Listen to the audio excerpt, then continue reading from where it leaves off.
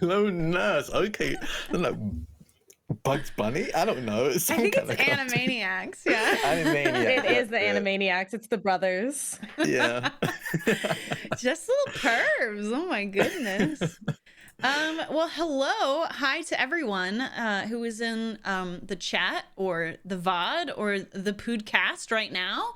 It's so good to hear from you. How's your family? Oh my god. That is so threatening. Weirdly ominous. Weirdly ominous. How's your family? You haven't heard from them You got a recently, real have nice you? family. It'd be a Weird. real shame if something happened. Something happened to him. It'd be a real shame if that was the theme of today's episode, wouldn't it? How is your family, huh? Well, they were fine. As far as you know. I wasn't trying to be threatening, so I guess that just means I inherently have a threatening aura, which I'm excited about. Thanks everyone. I did not say it like that. Anyway, this is Higher Education, a 5th edition Dungeons and Dragons original plot game set in the Strixhaven universe.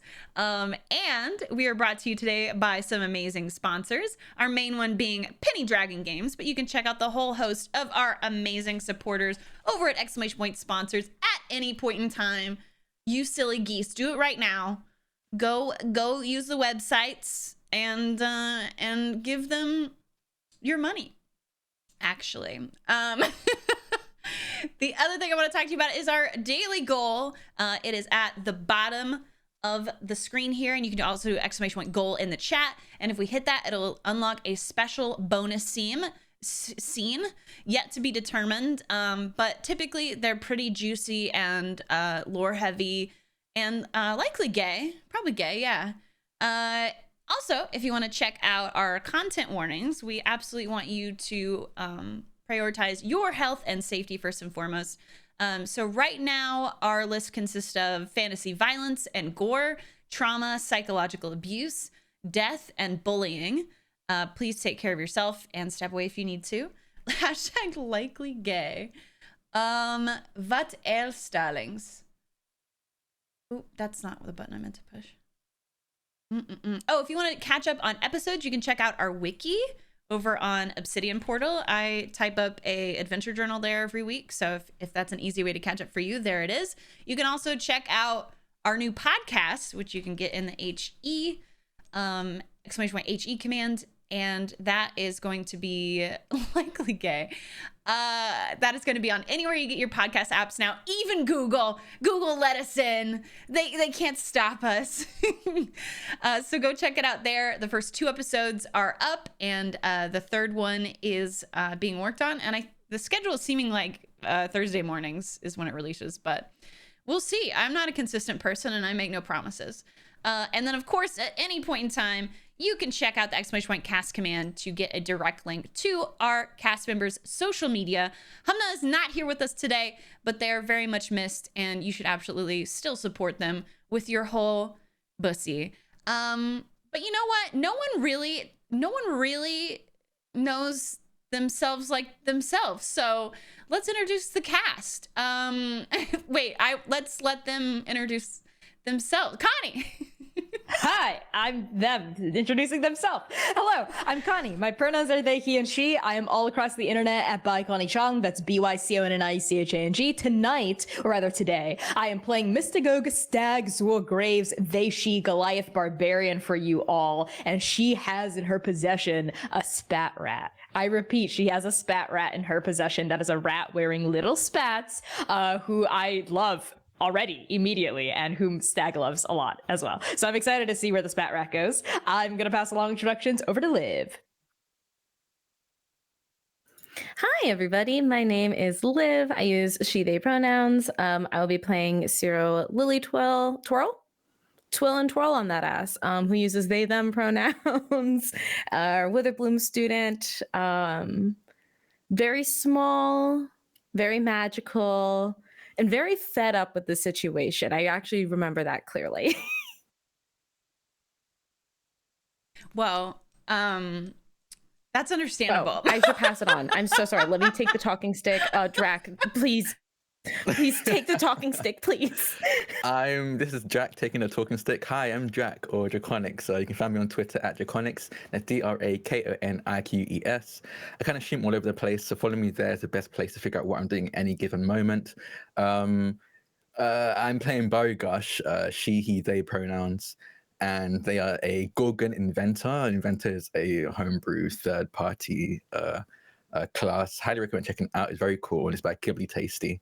I really haven't actually shouted that out, so check out Kibble Tasty for whatever class I'm playing.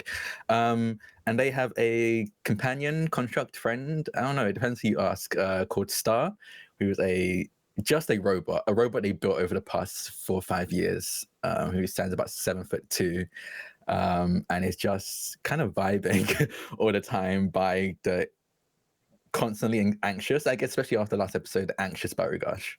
But yeah, I'm going to throw it over to C. Thank you so much. If you've been wondering why I've been grabbing at my eyeball, it's because I think one of Baba's fur, my cat's fur off of my mic got into my eyeball. So we're going to pretend that I'm not blinking really hard right now. Hi, everyone. My name is C. I use they, them pronouns. You can find me making very trans, very gay art on the internet at PieSharpArt or C Plays. I don't know. Is there a rebrand coming in my future? We'll see. I haven't really decided yet. We'll see. Haha. Get it? No. Somebody else will decide, though. Oh, no. I hope that's not part of the rebrand. Oh, no. Tonight, I'm playing Ecstasy/X, who uses also they, them pronouns, who is our Tief-born rogue ranger. And I was just sitting here happy as a clam, totally did not have my character sheet open yet. Who needs it? Didn't have my dice. I was just here ready to have fun. So as it should be. That's what I've got.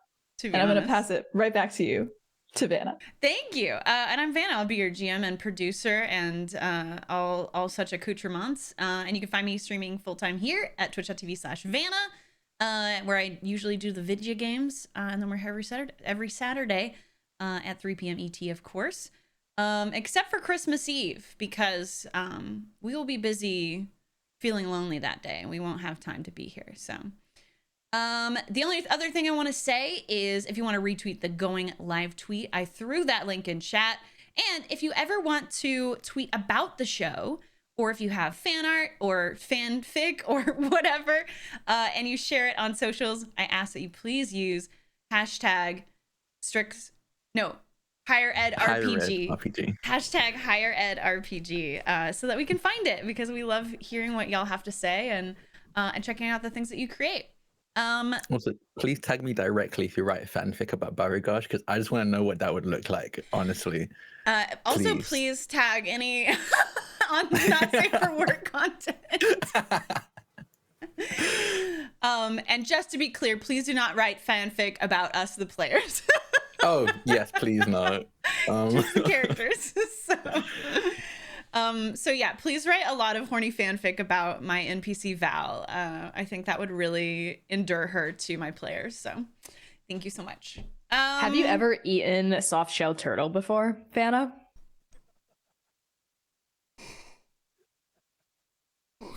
No.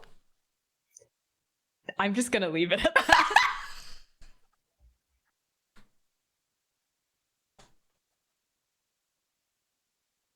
This is so much already. Oh my goodness. I am loving this. Wow. I have to move on with my day after that. That's so weird.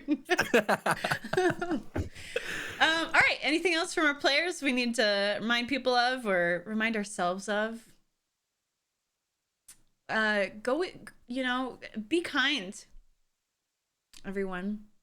Unless you're a GM, then be really, really mean. Because your players love that. All right. Let's do it. Higher Education Episode 4. You find yourselves staring down a door with a giant red X painted across it. The paint dripping unceremoniously down the cobbled together wood that forms this makeshift barrier. Through the haphazard gaps in the planks, you can tell the room is unlit and no sound seems to be leaking through the perforations. But something is still causing the hairs on your body, if you have any, to stand on end.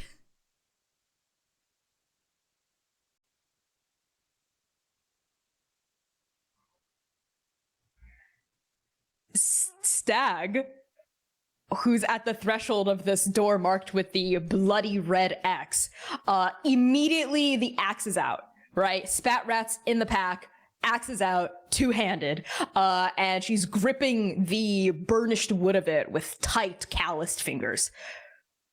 What the hell is going on here? And she's gonna lean in and sniff the axe? Like, is it blood?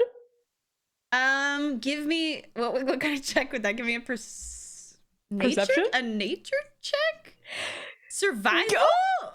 You tell me, Connie. Can it be perception? Because I'm perceiving with my nose. Okay. Everything else I have a +0 to, but perception I have a +3. That's gonna be a 9. I really thought you were gonna say persuasion. I want to persuade this X to tell me what it's painted with. No, I respect that. A 9. You cannot quite discern, and it's probably the main reason is not because you don't have that you have a bad sniffer or something.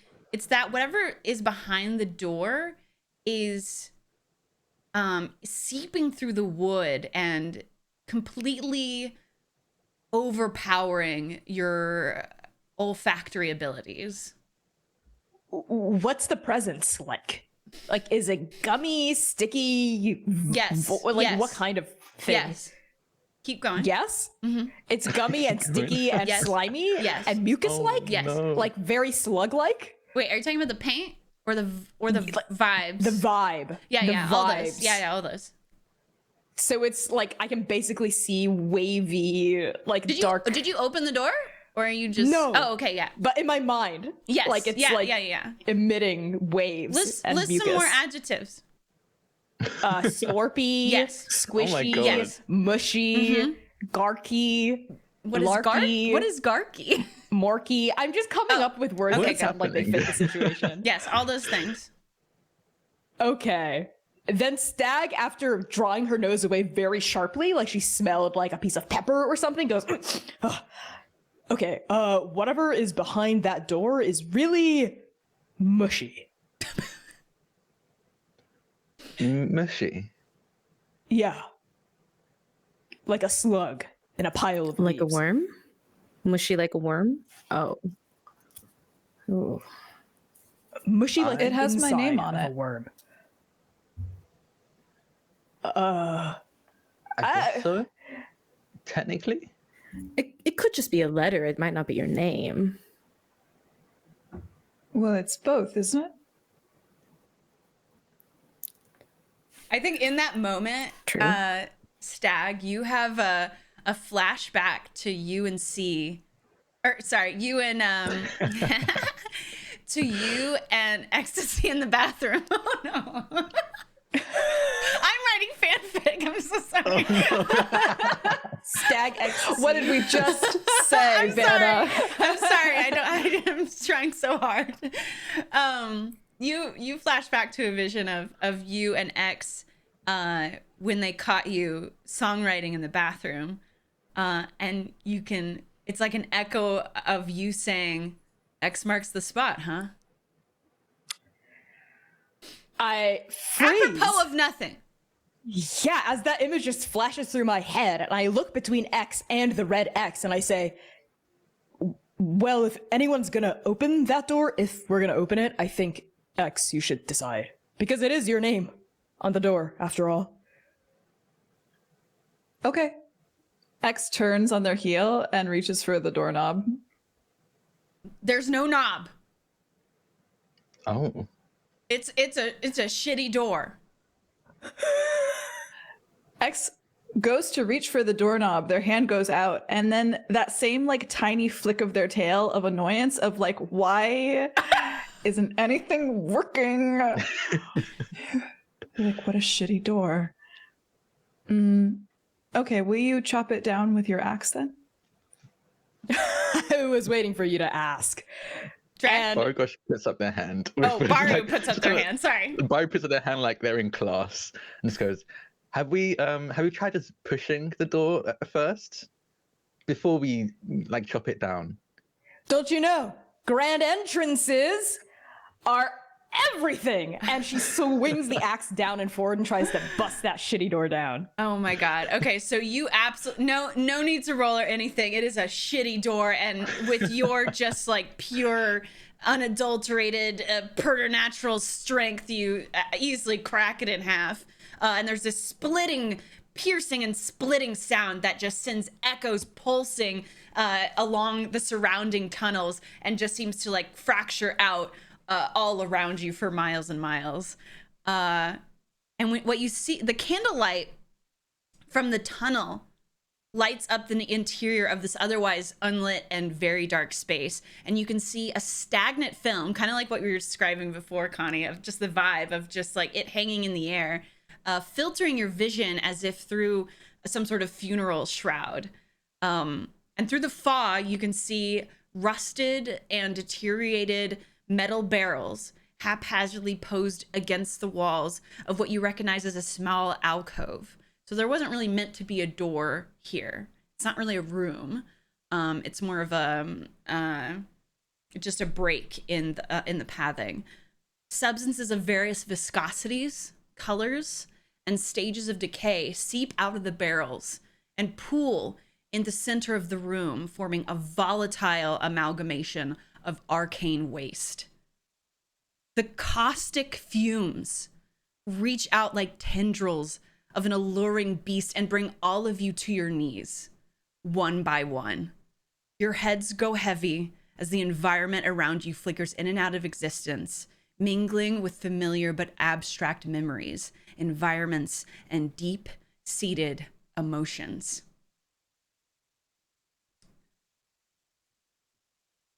C. What I need from you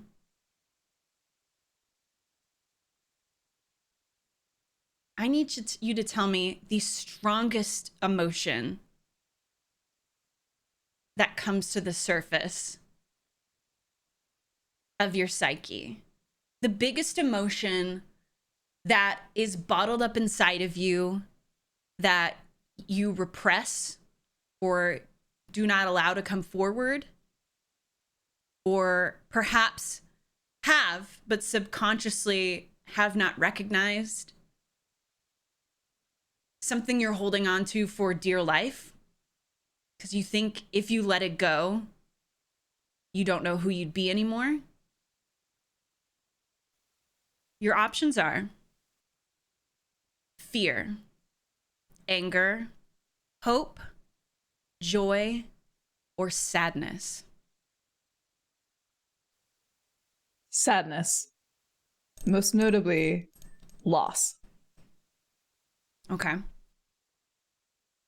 What is the thing that dampens every day?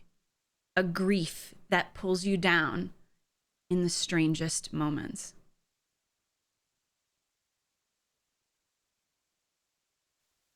The loss of their life, of their previous life, and all of the things that came with it. The person they used to be before the monastery was destroyed.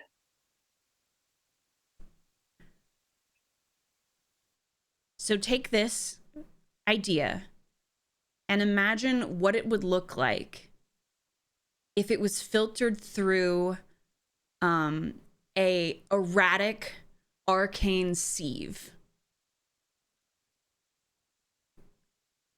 A dream, but sort of mixed with an acid flashback. What is the vision that comes before X in their mind? There is an image of 3 people. They're 3 parents. 2 of them are shrouded like ghosts in black funerary garb, and it obscures their visage and their faces. But the 3rd person, Eve, is sitting at a desk and writing something furiously. And every sheaf of paper that they go through lights on fire until the flames are almost harmlessly licking up their arms, like up to their shoulders, up to their hair, and catching it all on fire, so that this person is completely engulfed in flame, but still writing furiously on these lines of paper over and over and over and over and over again.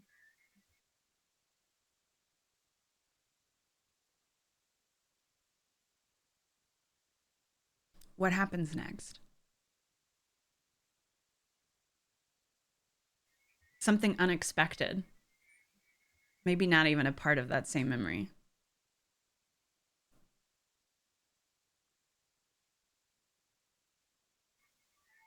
They turn and they look at X and they start shouting, "What are you doing here? What are you doing here? What are you doing here? Get out of here! Go! What are you doing here? Get out of here! Go! What are you doing here? Get out of here! Go!" Over and over and over again.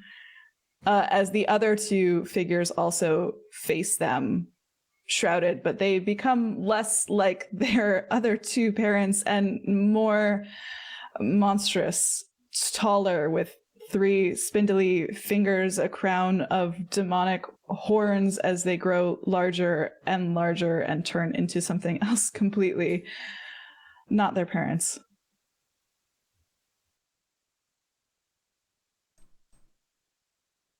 Stag. The same exact sensation comes over you. Fear, anger, hope, joy, or sadness.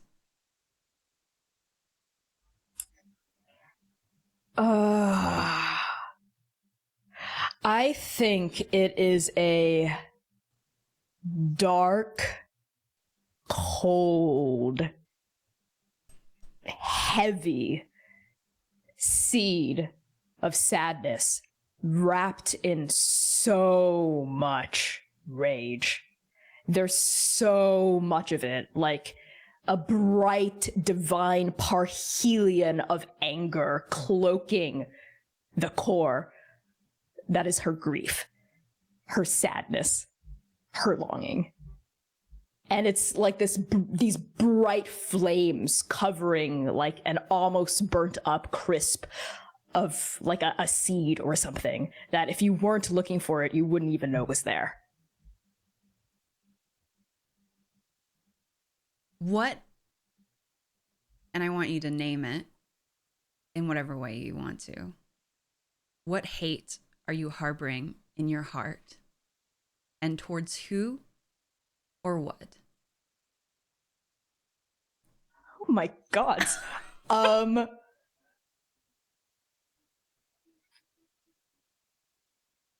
The hatred is bidirectional.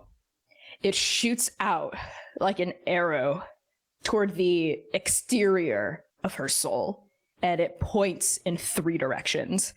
An arrow for her father, an arrow for her dad, and an arrow for Strixhaven.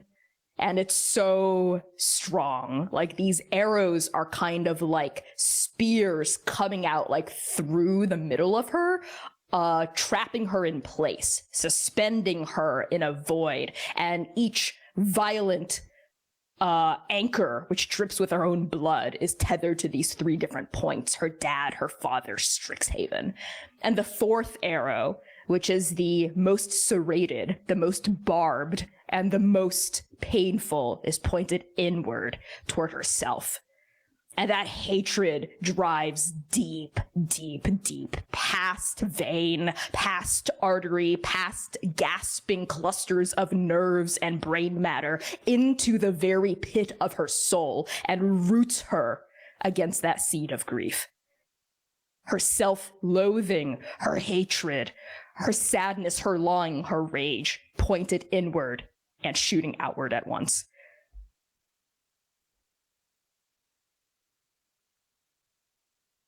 You feel all that, and then there's a sensation of being ripped in two as this osmosis begins, and an exact mirror of what is happening to you appears before you, and you're looking into your own pained face, suffering. What does Stag say to you?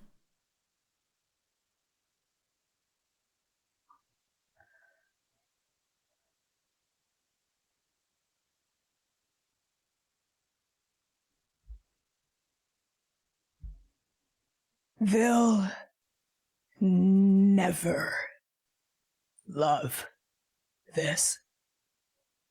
But you know that, right? You can't show this to anyone, anywhere. If you speak it, it becomes real.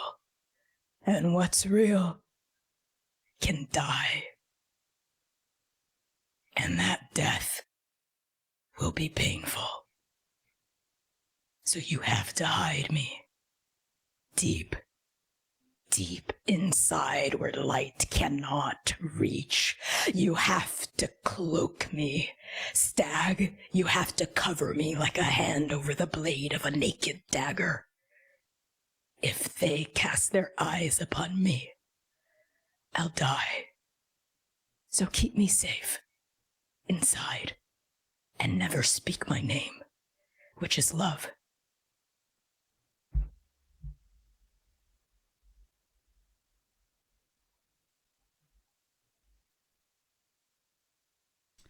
Ciro, Yes.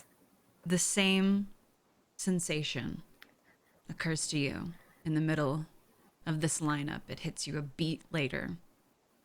You watch two of your friends collapse in front of you, and your mind barely has time to register it before you followed suit.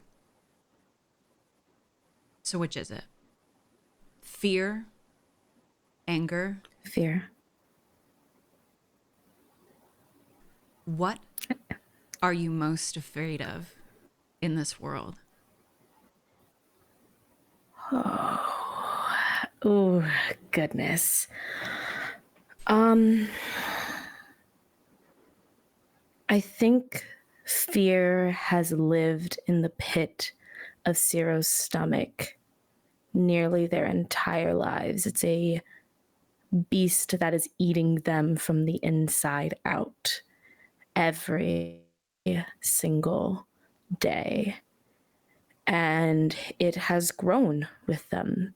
I think that they were just a very easily frightened child, which then bled with social interactions and social expectations, fear that people wouldn't like them, fear that they wouldn't fit in, fear that they let people down. And now, as they grow and they are the age they are, and they are here at Strixhaven as an undergrad student, it's a fear of underperforming and a fear of not succeeding and a fear of losing themselves, or maybe they already have. It's who they are at this point, but I think they fear more than anything just failure. That they are living a life that will amount to nothing and mean nothing to anyone, not even themselves. So this is the fear that Ciro carries with them day in, day out, and is wrapped around their core so extremely tightly. Yes. How does it manifest visually in a soundscape, a smell, when it is forced through this erratic arcane sieve? What images appear before Ciro in her mind? What sounds do they hear? They hear, oh, I'm so sorry for everybody. I think they hear the just the worst ear-splitting noises, nails on chalkboard, metal scraping against metal, the kind of noises that shriek in your ear and make your skin just like stand up. It feels like thinking there's a bug on you. Like, am I itchy, or is there just like a bug going across my skin? And then you look and no, there's nothing there. But you could have sworn there's a spider on your neck, and it's really freaking you out. I think it smells like rubbing alcohol. It smells bitter and medicinal and something that you'd wrinkle up your nose at, as it like overwhelms your sinuses. Ciro, you are experiencing these sounds and sensations and smells in an empty black void. And when you go to orient yourself, you feel like maybe you've been turning already. Maybe you've turned once, 100 times. Maybe you haven't at all. It's just felt like that in this space. You mindfully move to turn around, to orient yourself. And someone is standing there. And all the noises you were hearing are coming out of their gaping mouth. And the smells you were experiencing are coming off of them in waves. And they are covered in crawling, legged things. Who is it? Oh.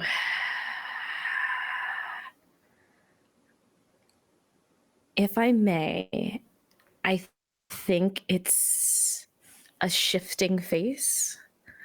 I think it's one moment their parents alternating after the other, and then themselves, and then their patron, and then it flashes back to themselves and then back to their parents. But I think it's lingers the most on really themselves, like their own reflection.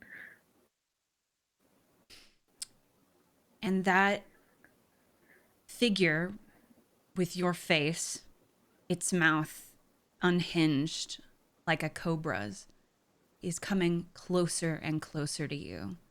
And the noises you were hearing are becoming unbearable and causing you to double over. And as soon as you duck your head to try and subvert the pain, you feel that figure grab your shoulders so hard that its fingers pierce through your skin. I think Ciro screams in pain. And when you scream, that same sound comes out. The nails on the Oh, chalkboard. God. Okay. Yeah. Metal scraping against metal. And somewhere buried under all of that, your own familiar inner screaming that follows you everywhere.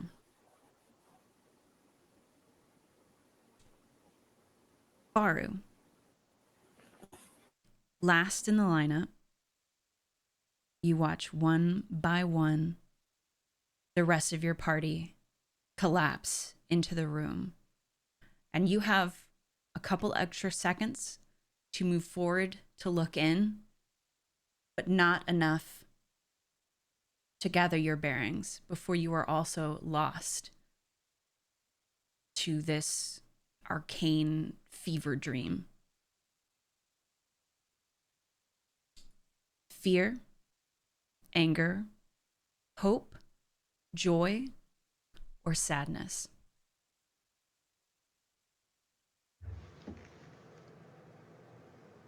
I think I know Baru is. It's almost like a Russian nesting doll. And I think at the very core is guilt or sadness out of those options. But then wrapped around that is anger, and then wrapped around that is sadness, and then and again over and over again it keeps repeating. and it seems like one is being put over the other to protect the lower layer, and just going over and over and over again.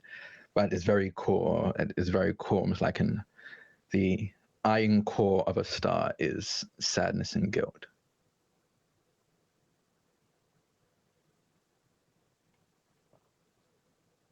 What is the thing that dampens every day? A grief that pulls you down at the strangest of times.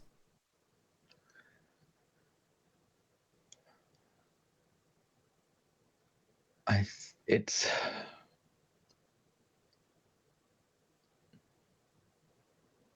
think Baru struggled in the early years, struggled to define it. But the closest they could get was survivor's guilt. Guilt that they're still going and people they care about aren't. And I think everyday little things remind them of that. The sound of the birds in the morning, the smell of people cooking breakfast in the kitchen, even just the breathing of, now with X in their room, the breathing of X while they're asleep, or when they sleep. All of it just reminds them that there's someone that isn't, and it's because Baru wasn't enough. Baru was a hindrance, a burden, and someone else had to pay the price for that.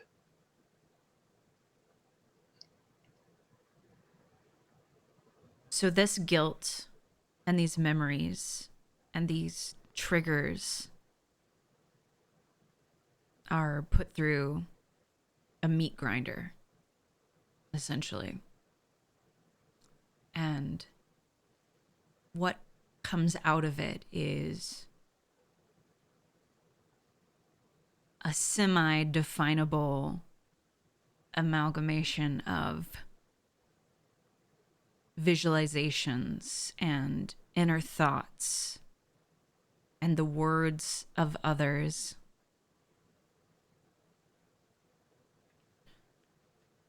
And the feeling of an environment that you haven't been in a while. What does this look like in Baru's mind? I think you see many scenes, but it starts off with all of this from Baru's vantage point. It seems either Baru is incredibly small or everything around him is incredibly large. The trees towering hundreds of feet higher than any normal tree should be able to. And even just the grass and the foliage around them seems to be coming up way higher than any normal plant life should. And in front of them, as they cower, shaking, quivering in fear, you see a figure just made entirely of light. You can't really just tell any features on them. They're just a being of light, almost hard to look at, almost blinding. And in front of that being of light is a being of just utter darkness. There are several of them, a few smaller than the one that is facing down, this being of light. And even in this state, every time Baru tries to focus on any of their faces, it just becomes blurrier and harder to see. But despite the lack of features, you can feel that the being of light had just turned around over their shoulder to look down at Baru before facing off this dark figure again. And then the scene suddenly changes. All of a sudden, the beings of darkness have long gone, but the light is on the ground, losing form now, almost like it's melting into a puddle. And Baru is looking on their hands and knees, crawled over to them. And I think this is where the memory, they're not sure if it's a memory or something else spliced into it, thrown into it, but this being, with the last of its physicality, reaches out and grabs Baru by the throat, and all you hear is, "It's your fault. It's your fault." And then they melt away, seep into the ground and disappear. And then you cut again, and again from Baru's vantage point, all you can see is darkness, but then after a moment, you can hear muffled voices, and then Baru is pulled away as you can see that they were being hugged by two people, an ethnically Chinese Azamar and a black Gorgon. Again, from this vantage point, it looks like they're hundreds of feet taller than any being really should be. And they feel cold in this hug. And even though the voices are muffled, you can tell they're giving just what Baru feels are empty platitudes, saying that they're glad that he's okay, but it doesn't feel like they are. And behind them, I think you just catch a glimpse of who it is, another ethnically Chinese Asama boy, younger than Baru is now, just staring daggers at Baru as shadows seem to envelop them, starting from the top of the head, seeping downwards until they can't tell what the features are anymore. And then there's another scene change, and it looks like from Baru's vantage point, you're looking through a slightly ajar door, and you can see that Asamar and that Gorgon sat at a table just crying. And in the same voice that light creature had spoken to Baru in, you can hear them both saying to each other, "It's his fault. It's his fault. It's his fault."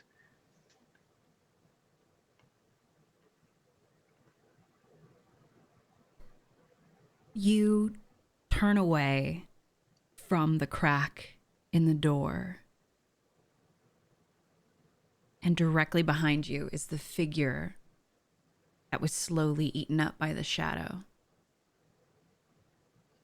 But it's turned into something else now.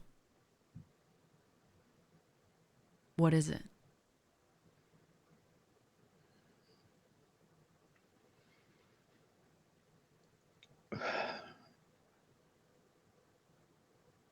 I think it has, and I see the transformation as it turns into Baru, but brutalized. Like they had just been in a fight that they were not built for, that they are not built for. And whatever was keeping them up had to be otherworldly, because no normal being would be able to stand with the injuries and the missing parts that this version of Baru had. And this version of Baru collapses onto your chest, and you have to shift your weight to keep them from falling.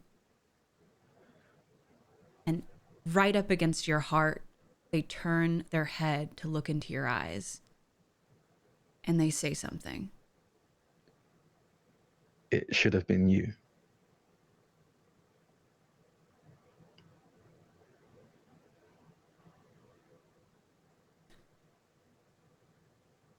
All of you don't know how long you've been in these spaces.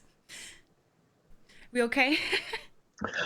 Oh, great. Green card. I don't have a green card on me. Oh, this is great. You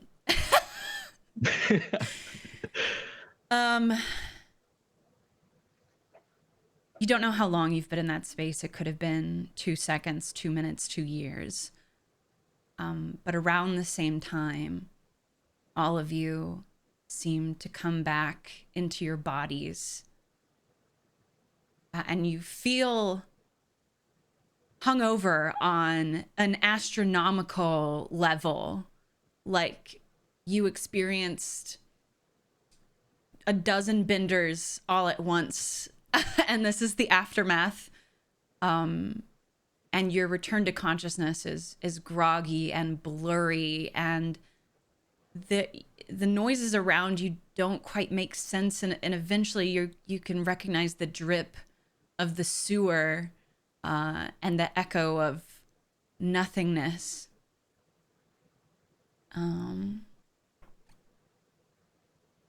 X. Your eyes flutter open and you're orienting yourself, but really all you have a view on from flat on your back is the ceiling of the sewer system, a degraded, geometrically perfect archway above you. But then a figure hovers into your line of sight.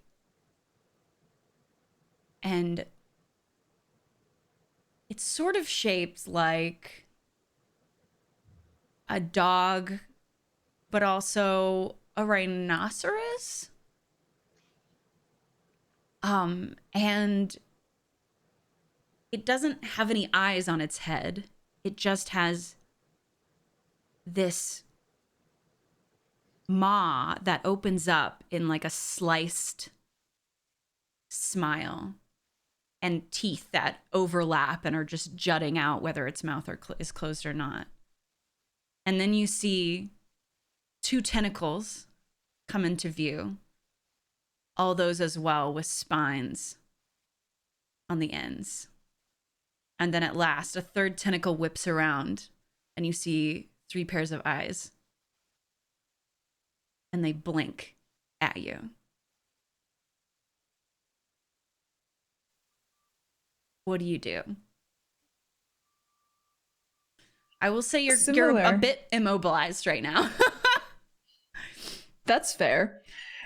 X, the immediate inclination is violence.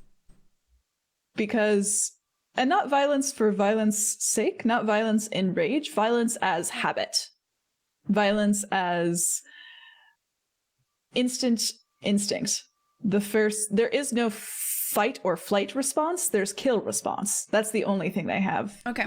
And their hand tries to go somewhere, and I feel like their body is still so sluggish and still so ingrained in this image, this memory that's still screaming at them, what are you doing here? Get out. You don't belong here.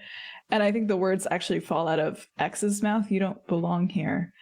As they like try to grab for one of the many daggers hidden in the many folds of their many layers of clothes, but like their hand almost uselessly like bats against their chest as they're trying to find themselves, and their hand is just not working right because their fingers still feel like they're on fire, and there's something on their face. Their face is wet. They don't know what that is, and they lash out like they did when they woke up in Stag's arms. Right. They lash out. But unlike that instance, you're correct. You're a bit immobilized. It's kind of like when you try and use your arm after you've like slept on it all night and it's fallen asleep. So you say out loud, "You don't belong here," and then try to like whip out across this creature and just completely fluff it. And then you hear the creature go, "Well, of course I belong here. This is my house. You've come into my home. You say it's not mine. Very rude." And at this moment, you recognize its mouth is moving, but it's the stalk at the very top that has the eyes. And then you look just above it and see that it has a tiny top hat on. It's sensory stalk. "So rude. I just saved you and you said I don't belong here. So rude indeed." And you see him, you see it waddle off, and it's just very chody and girthy.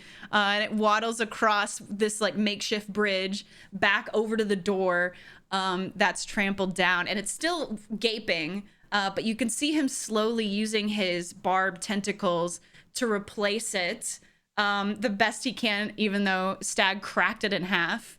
And he's just going like, he's just kind of talking to himself and going like, oh bother.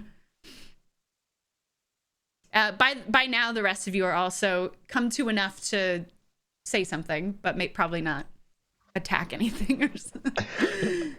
Baru is curled up in a ball, hasn't like looked up or anything like that. And I think they're just crying and like in a fetal position, just sobbing. Well, that's all right. That's a pretty normal reaction. He'll be fine. Sarah's gonna do a quick cursory glance over at Stag and see like, are they willing to be the face of the group right now, or am I gonna have to stand up and do this? So we're not in the room anymore. We've been moved. Right? You We're, have been across the bridge. Yeah, you've been moved across a bridge and down the tunnel a ways. And he's sort of waddled off back to the door, so you can see him from a distance, and you can hear everything in here because it's echoey as fuck. But yeah, there is some distance between all of you and the creature. Yeah, Stag is no stranger to hangovers, but this one's pretty bad. So she is like slowly pushing herself up, like everything is woozily coming back into focus. The first gaze she snaps her eyes toward is X's. Like confirms that X is okay, looks at Baru, who's just straight up sobbing, like pauses. Like her face doesn't change expression, like something I think glassy and kind of cold comes over her face. And then she looks over at Ciro, who's looking at her for direction, and then back at this thing. And she's thumping herself on her sternum, and every second that passes that she's conscious, I think she feels farther and farther away from the emotion that had swarmed her, like a nightmare that she's trying to blink away and push off of herself.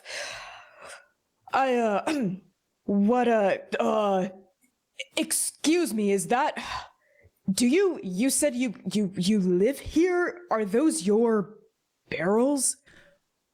No, they're not. Well, I don't know. I suppose they might. Well, they're the people's barrels. What people does that mean? Well, I think they were just left down here, and no one really uses it anymore, so now I live here. So I suppose this is my house, so maybe those are mine. But they're a special occasion treat, you see. You eat those things? Of course. I'm made of a bit different stuff than you. Go ahead, Liv. Oh, I think Ciro is just like seeing that Stag is, pushing themselves away from this trauma and is trying to put the mask. I think Ciro's trying to put the mask back on, basically, and just trying to like recompose themselves.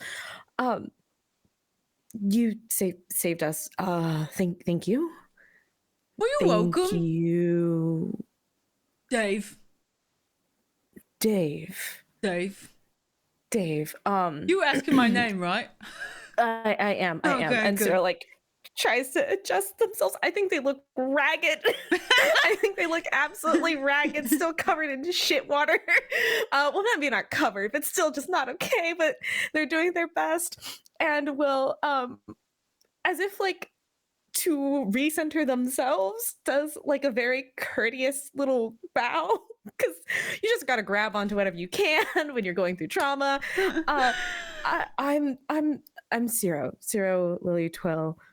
Thank you. You have my thanks. I think at this point he's repaired the door. It's just leaning, I think, on the outside or something. But he's waddled back over towards all of you and is sort of half in the aqueduct, and then has his front feet up on the ledge of the aqueduct next to the bridge, where he's kind of shuffled all of you. And you can see he has little like dino toes. What are those called? They're not. Are they Hooves? not? I guess. Do dinosaurs have Kind of like hooves? hooves, claws, kind of. You know, little. He's an little- ungulate, Little right? nubs. I don't know what that means. Like a hooved creature, like a horse or a deer. We'll call him hooves, Yeah. Rhino? but it's like 3 hooves. Little nubs. It's like a classic dinosaur. Classic Footprint. dinosaur hoof nub. He puts his classic dinosaur foot nubs up on the. And he's like, "Oh well," to Ciro. "Oh, I'd shake your hand, but."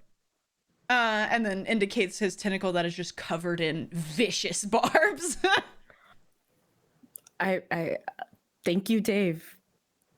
Yo, no worries. Yep.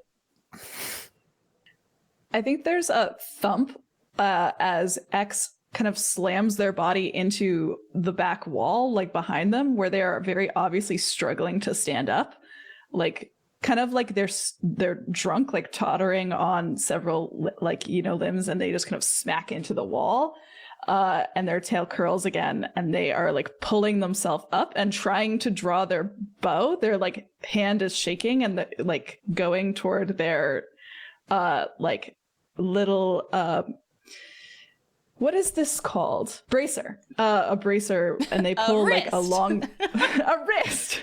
They pull like a long black arrow out of it, and they're trying to knock it, but it is not working well for them.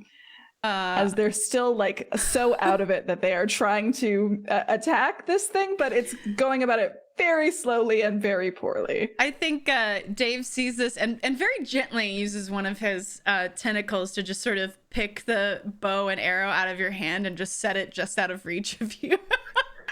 Hilariously, I do not think X would ever let go of that thing. So when he picks it up, he also picks them up and then drops them back onto the floor, and they kind of like splat into a little puddle. Oh, okay. And then when you do this, Bog Dog like pours out of the papoose, and it's just completely faded.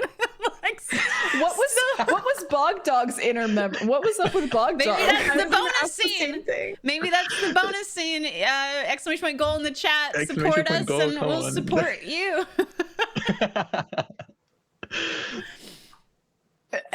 X and Stag, with all of her might, tries to push herself off of the ground and stagger over to where X has splashed all across the sewer floor.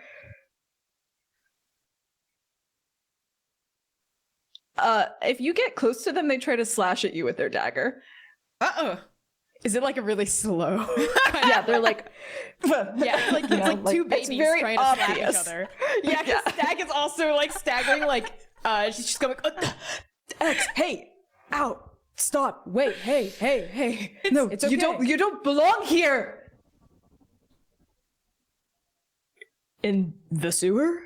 Oh, it's all right. They said that to me as well. I don't think it's anything personal. Well, I hope not. I think it's starting to dawn on Stag that whatever fucked up weird little trip thing she had was not just her. Like, she pauses, looks at X, who's slashing with a dagger. She turns her head and sees Baru, who's still crying, and Ciro, who's like has slapped on that mask, but like still has that Poorly, literally shaking. she's like her smile, like she's just like trembling. And Stag takes a beat to take this in, nods to herself, and turns, like standing protectively over X, turns to this thing and says, "What was in those barrels?" You're asking Dave? Yes. Well, hell if I know. Uh-huh. And you said it just comes from runoff? Well, who collected them? Who put the barrels in there? No, not anything recent from what I could tell. It's been there sort of stewing a while, hasn't it? Oh, I see. Wait! And her eyes fix on their hat, and she plunges a hand into her pack and pulls out Spat Rat. Just a noodle, a limp noodle. Yeah. And he goes, "Oh, you found one of them? Did you make this? Make a rat? How would I do that?" No, your hat. And the spat. Oh, Do you like it? It fits you pretty well. Where'd you get it? Thank you. Well, Klecker made it for me. Collector? Klecker? Clacker? Klecker? Clegger?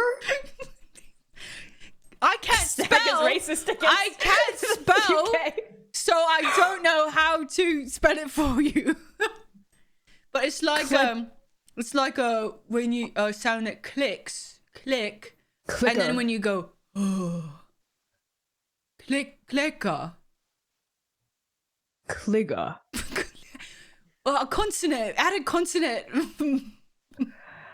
Okay, clicky. Click person. It doesn't matter.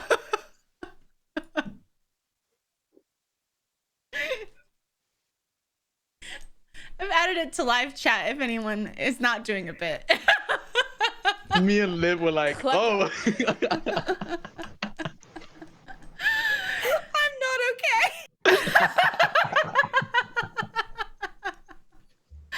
I instantly looked at chat.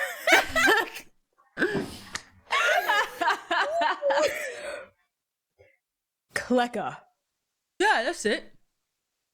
All right. Okay, well, that was horrible. And she stuffs Spat Rat back in the pack and closes the top of the pack. And where is this Clecka? Oh, just down the way a bit. Is there anything about them we should know about? Are they also a barbed gentleman like yourself? Are they a murderous type, perhaps? Well, I don't really get in his business, but he's not like me. Okay. Is he a person? What is that? What do you mean by person? Okay. Maybe like a humanoid on two legs with two arms, that sort of thing. Have you ever played charades? Let's play charades. You know what? Why not? And there's like a kind of manic look in Stag's eyes, like, we're in a poop tunnel where we just had a fucking psychedelic tryptamine vision.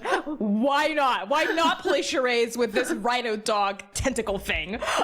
So she goes, she stands up, and I'm just gonna do charades. She puts her arms out and like puts her legs out too. Good. That's good. Are they vaguely shaped like this? Like wide? No. Two arms, two legs, You're not supposed upright. to talk at charades. She does one arm out, another arm out, shakes one leg, and then the other leg, like she's a gingerbread man. Oh, the hokey pokey. She shakes her head and puts a big X across her chest. Oh no, don't go back in there. Don't go back in there. The X is there for a reason.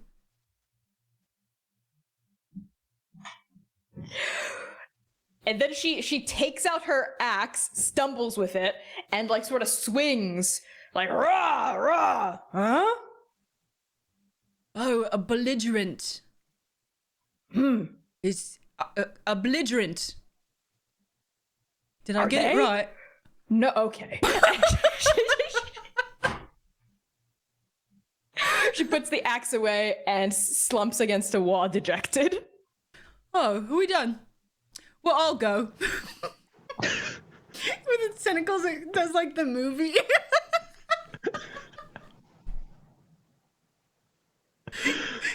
Holds up both tentacles for 2 words.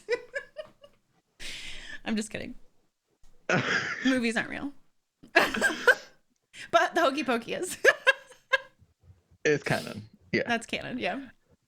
Anybody else want to play? I think at some point the sobbing kind of stops, and then you see Barry still in like a fetus position, kind of very panicked, start looking through their pockets, like doing their best to look away from people, but looking through their pockets. And then I think when Baru passed out, Star kind of like shut down. I think most of the time this doesn't happen even when they're asleep. But I think from what I could tell, this induced unconscious trip was probably magical. So I wouldn't be surprised. I think it makes sense for it to interfere with any magical connection at the time as well. Oh yeah. So Star would have like collapsed, probably like on their side on the ground. But then you see kind of the runes across their body light up before fading again, and they stand back up. And just very calmly, I guess, is emotionlessly, that's what construct is anyway, walks over to Baru, and Baru like stands up with the eyes covered and then kind of holds onto the side of on the side of Star, and is kind of just like, I don't think they're trying to hide it. Their like faces drenched in tears. They're still shaking, heaving from the violent sobbing, but they're just trying their best to steady themselves with one hand grasped onto the arm of Star and the other covering their eyes. And their snakes I think most of the snakes are probably unconscious, I think, still. Lip noodles. Yeah, probably got like just lymph noodles going on. Some of them may be stirring a little bit, hissing in their induced slumber. But yeah, and they just kind of like stand there. I don't think they're going like this. I think one of them is a snorer. I think Zeva snores. Is that the wrench snake? No, that's Nizia. Oh yeah. Nizia isn't a snorer. I think they're like I think Nizia is a sleep hisser. They talk in their sleep. Relatable. So they kind of hiss in their sleep. So yeah, Nizia and Zeva are the noisy sleepers right now. The others just kind of limp and silent.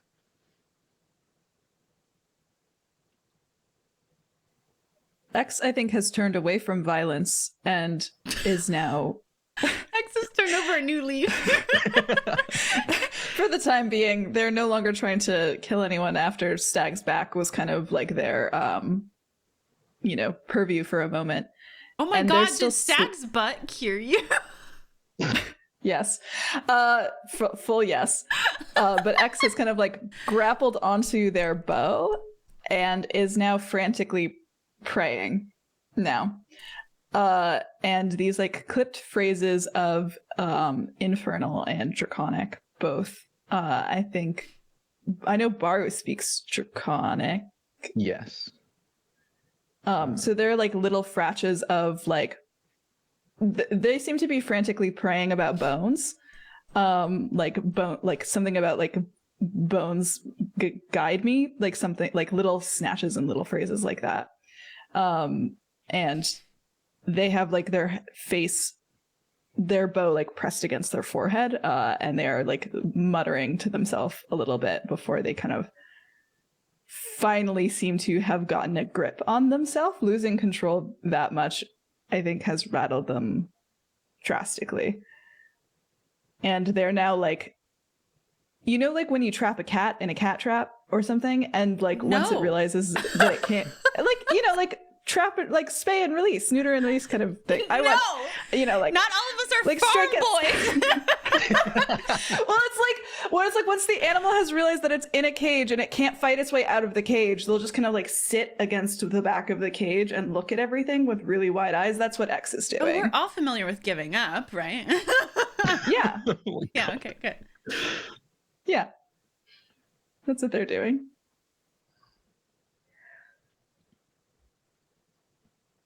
Zero. Oh Yes. What is Zero up to? I think Zero has seen that Stag seems to have it under control, or at least as control as we're gonna Is that the interpretation that Zero had? No, but it's either that or they have to do it, and they're not in a place where they can handle it right now.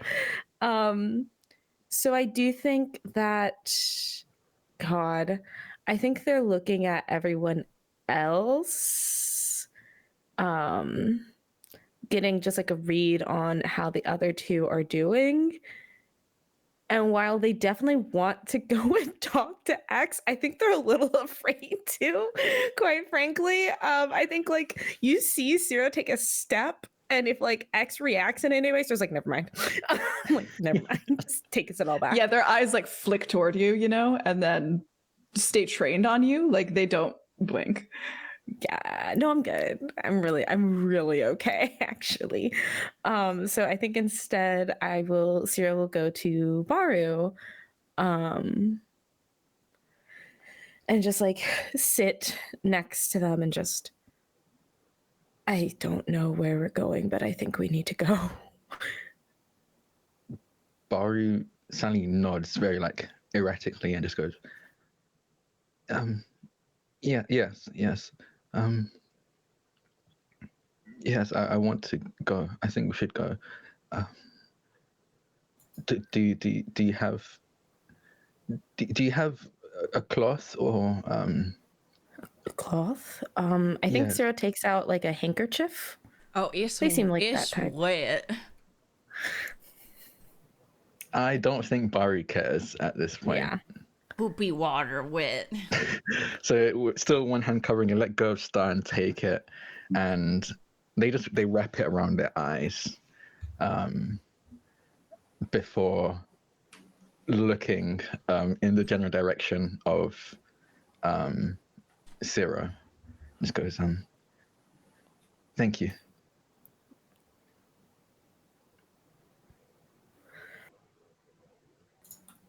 Sorry, I had to cough. We'll talk about this later, okay? We're gonna talk Or about just nods. this later, Yeah. okay? And pats on the shoulder, and I guess I'll go over and try to help Stag. There was a moment, yeah, where Stag was leaned up against the wall, right? Like her forearm flat against it, parallel to it, her forehead against her wrist, looking down, like someone who's like really hungover, to lean up against an alley wall. And as soon as you approach, she drops the arm, turns to look at you, and is like a perfect display of smiles, and like a big toothy grin, and like she's completely bounced back, right? Like she's had her morning steak, like the morning after, and she's bouncing back. And she just says, Ciro, Baru, X, Jasha, it looks like the path forward is clear. Thank you, Dave, for your assistance. We just have to keep going. Ciro's gonna take lead on this, turn to the others. We're gonna go. We're leaving. Where are you going? You don't want to stay for supper? And he turns around, and you can see his sensory stalk turn to like a corner of the sewage system, and there's just a pile of shit. There is just a mountainous pile of like shit and debris and decay and awful sitting there. No, thank you, Dave. Ciro's used to like fertilizer and the gross mucky part of nature. Fully gonna throw up in this moment. You see Ciro just go pale and then green. Well, I mean, I don't have a lot to share because that's about, I'm a growing boy. Anyway, so. Thank you for your assistance, Dave. I definitely won't forget you. Well, that's nice. So maybe you come visit sometimes. It gets lonely down here with just me and Klecker. Oh, I'm pretty busy. Yeah, what you do? Well, we're all full-time grad students. Oh, what is that? That is school. We all go to school. School. Like a school of fish? Yes. Yes, like a school of fish, Dave. Sometimes there's fish down here, so you could do it here. If you wanted. I don't mind sharing my space a little bit.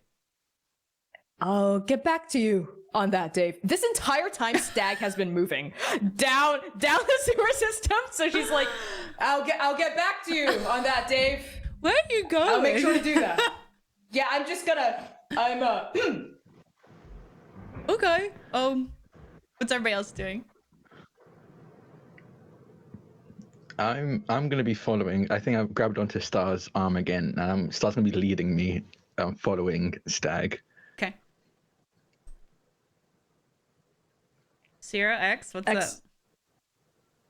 X will also kind of shakily get themselves up onto their legs and start stalking after Stag once she starts moving, kind of like a animal being guided, right? Like it's just like, oh, that's where the noise is going, so I'm gonna go follow that. Do you pick up Bogdan? Oh, yes. They souped out of your... Oh, right, they souped. X will unsoup them. Oh, good. Continuing the animal metaphor, Ciro will be the herd dog in the back. I think Ciro is taking up the back position because it's like Perfect. these two are out of it. So all of you are walking, and I think Dave is still in the background going like, okay, well, if you change your mind, I will be here. And if you see Klecker, say hi. Say Dave says hi. And tell him you like my hat. I think that would mean a lot to him. And then his voice starts getting muffled. And the camera shifts, and we, the viewer, can see he's just shoving like fistfuls of shit from that pile into his mouth, and still trying to talk through it. So just like specks of of waste are just spraying everywhere. And that's where we're gonna take our break. But yeah, thank y'all so much. We will be back in 10 minutes and enjoy some info on the players and a look at our sponsors. And goodbye.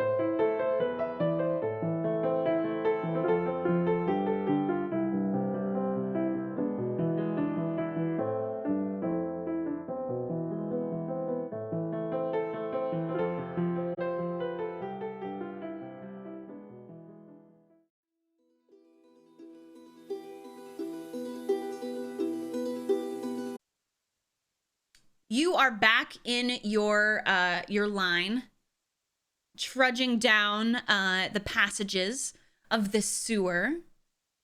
What is the plan here? Stag is just going to go in the direction that Dave had indicated and will be on the lookout for someone who might fit the Kleka description. Okay.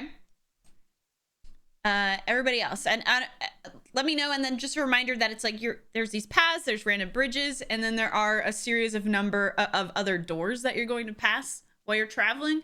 None of them are going to have red X's on them though. So, but they're just as shoddily manufactured or put together. I think X is after like walking for a few moments, their body kind of shimmers.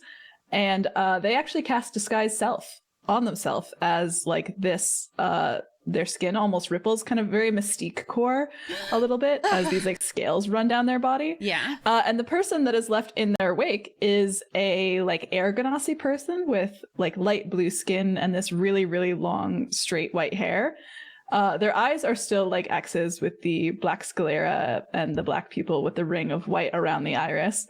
But they as soon as they change, literally the way that they walk changes. They like sit up straighter and become more confident from like the kind of crouched stalking that they were doing before. Like being in somebody else's body helps them recenter themselves to be somebody else, to not be themselves helps them. So it seems, as they just kind of like take this transformation without saying anything.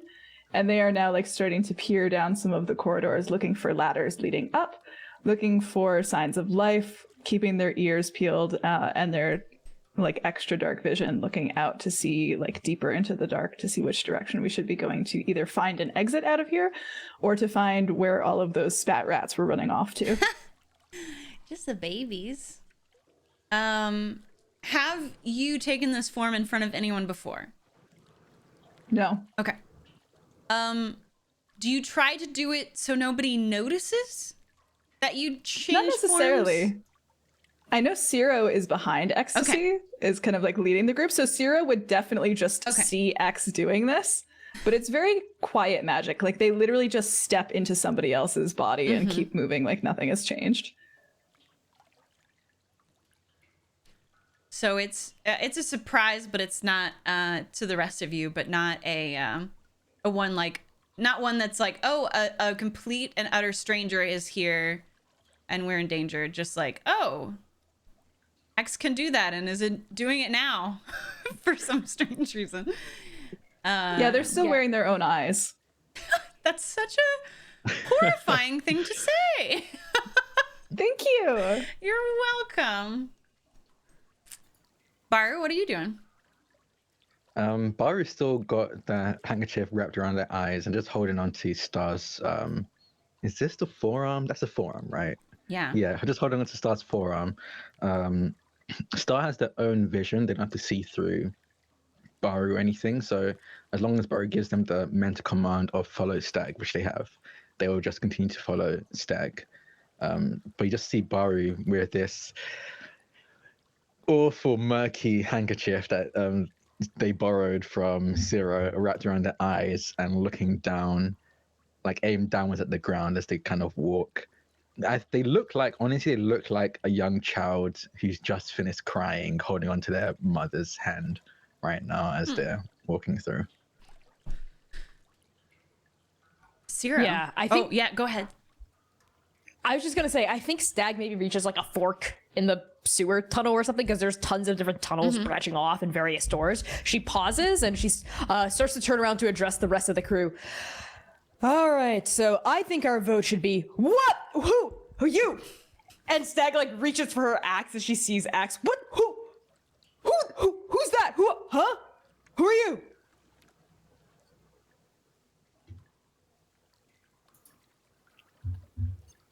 Stag, it's okay. It's okay. And Cyril is looking at X as if explain yourself, giving you space to explain yourself. I love how X is just staring. Yeah, they were like, what?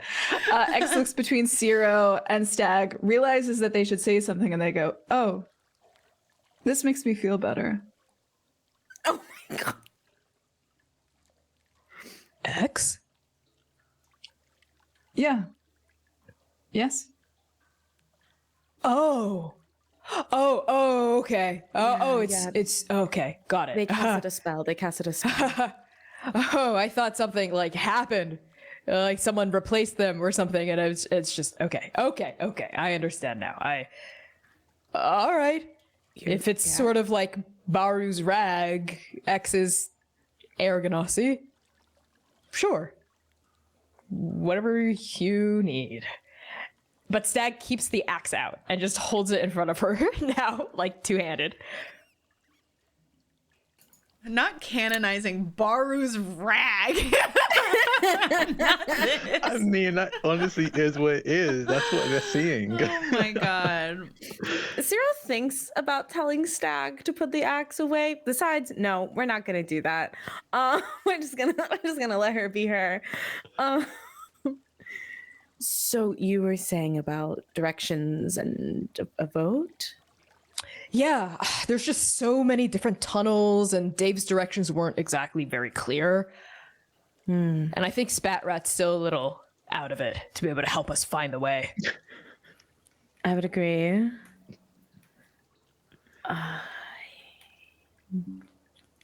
Me, Liv, I don't have anything to help in this. That's fine. That's so great. That's the I point mean, playing a anybody spellcaster. can make a perception check. Anybody can make an investigation check. Like, you don't have to Yeah, I have would us. like Vanna, I'm trying to cheat.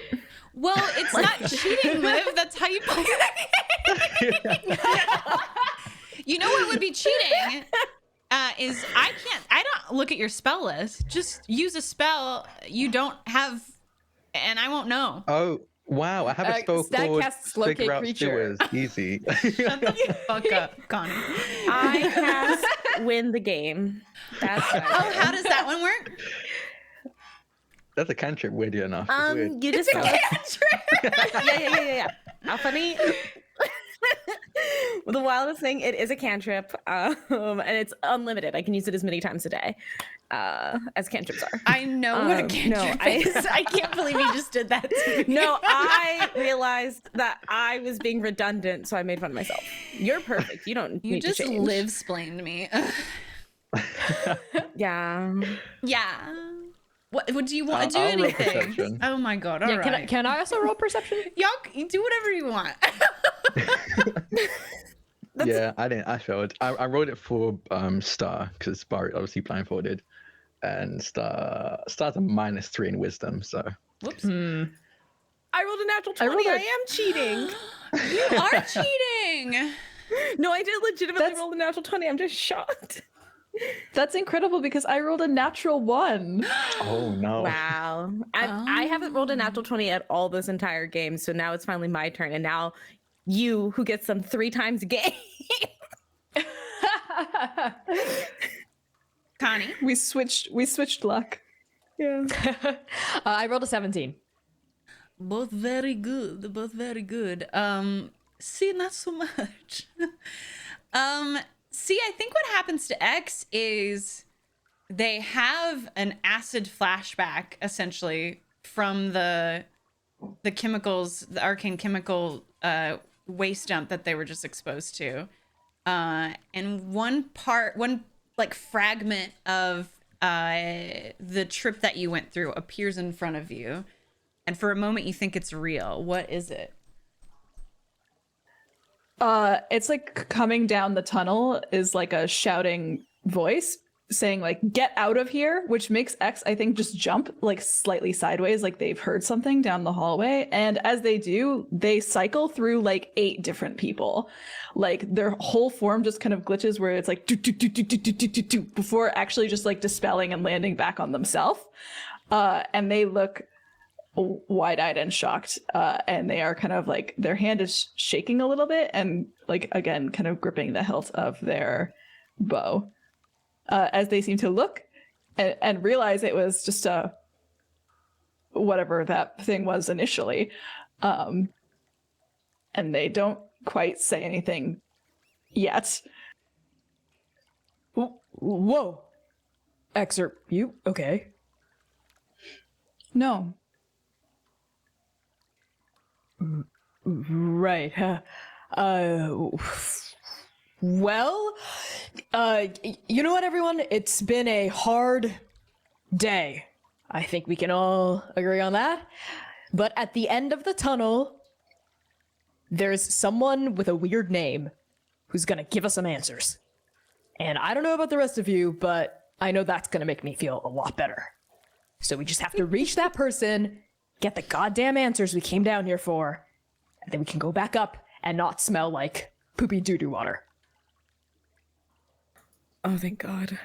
Stag, on your perception check, you see that you kind of pick up the trail of the excretion of the worm's path, and you're able to easily see that, but you start taking a closer look at the slim platform before you that you're walking down, right?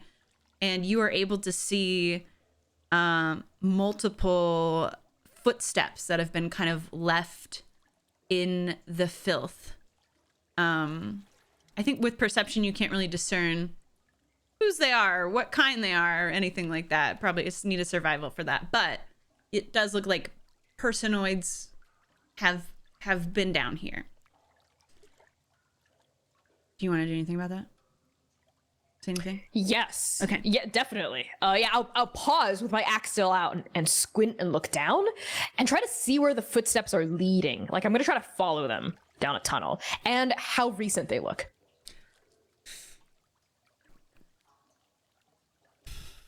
I feel like I need like a survival check or something for that. That's totally Okay, fine. I cool. also know Cyril got a nat 20 on the perception. Yes, so I don't know if they I will get... get to Zero. I have something special Cool. for Liv. It's a knuckle sandwich. Oh my God, I'm so excited. You didn't know? Liv looked enjoys pain. jubilated. It's just pure joy. Liv Finally. get punched every day. Not this.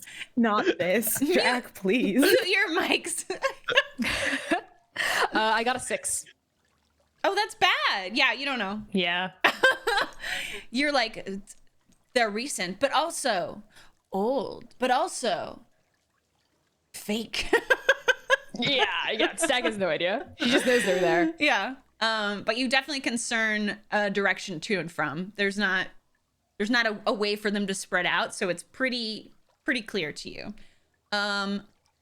Zero, you are sort of perceiving the space in a different way. And you pick up visually on the same things to some degree. But what you really grasp on is faintly far down this tunnel, you can hear someone yelling.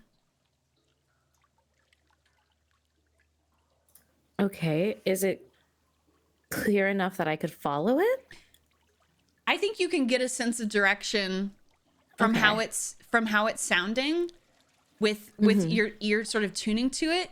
But at where you are right now, and with the echoiness of the tunnels, you can't really discern what it's saying Okay. precisely.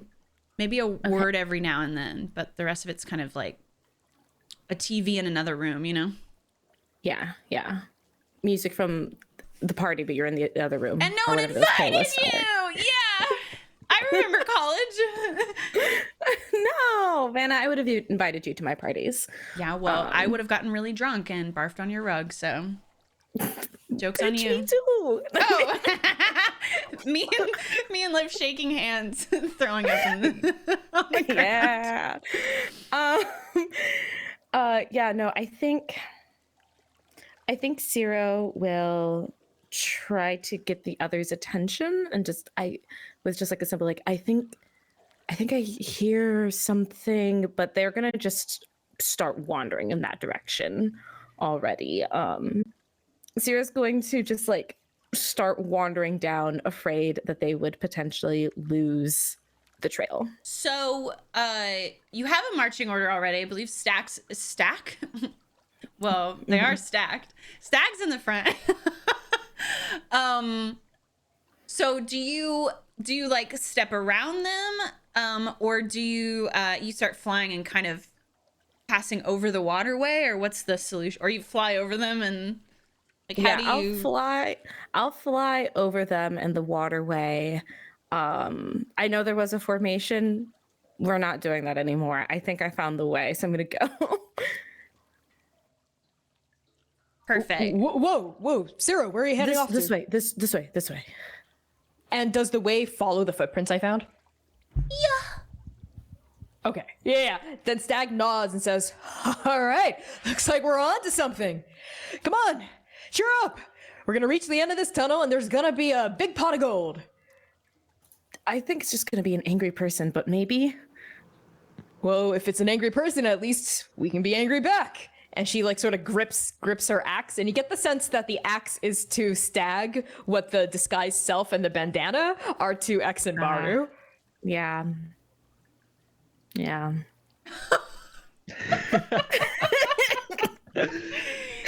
Too real. We all have comfort items. Sarah, what's yours? I mean, I'm not gonna Sarah, say where is anything, your but baby like blanket? this entire game, I've been fiddling with my hands, which is what Zero tends to do. So like, I have very nervously been Perfect. just doing this the entire game under the I table. feel that. Perfect. Everybody else, it seems like Sierra has sort of taken the initiative and is heading in a particular path, and Stag is confidently following behind. X and Baru, what are you doing? X moves forward pretty quickly after Stag and Zero, and then pauses, doubles back, and like stands in front of Star and asks and says quietly, "Can I hold on to Star too, Baru?" Baru has been very quiet. I think like docile. I don't know if that's the right word for it, but just very like calm. But you can tell it's not because that they are calm, but because they're kind of trying to shut out everything and anything that could stimulate them. But they nod, and Star reaches out a hand for X. I'll make sure we go the right way. And X will take Star's hand. Thank you, Star 13, and start leading both of them after Zero and Stag.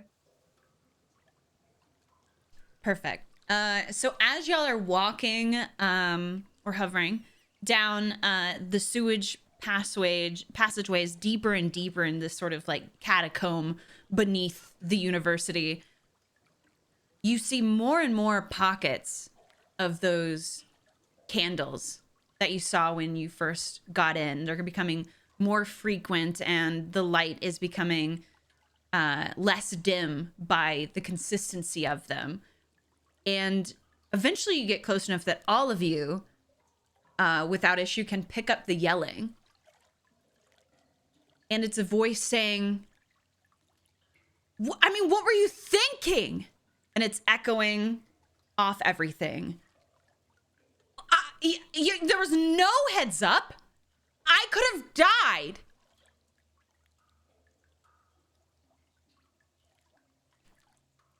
Whose voice is that, Vana? They Whose want voice to is give me that? a history check. Yeah, abso-fucking-lutely. Anyone can give me one. I'm praying that this dice doesn't fuck me. Baru, I'm not going 15. to roll one. I think Baru's out of it still. I just rolled a second natural one. What is hate that for happening you. to ecstasy? They're going through it. Rattled, shaken to their core. Rattle. Literally shaken to their core, unwell. Honey? 15. Ooh, okay. And you're not rolling, right, Jack? Yeah, I'm not rolling. Were you gonna say something, Liv? Oh, I got a 17. I rolled. Oh, I thought you said 15. Me? Oh, who was Connie. No, it? that was me. Oh, It was Con. I mean, I technically got a 15 on the die, and then added maybe 2. I just knew psychically. No, I just wasn't looking at the screens, and apparently you two sound the same to me somehow. Oh my god, That's hilarious to me. I also got a 15 on the die, but I have a +0. Meant for each other.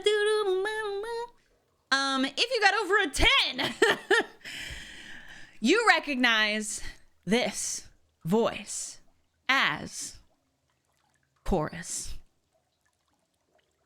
your classmate that fled from the scene of the purple worm attack. Was this the man we almost neutered? No, that was Cadoris. Cadoris and Chorus. Okay. This is the Titan warlock from Quandrix. Student. Were they the one that disappeared and like hurt people on their way out? Okay.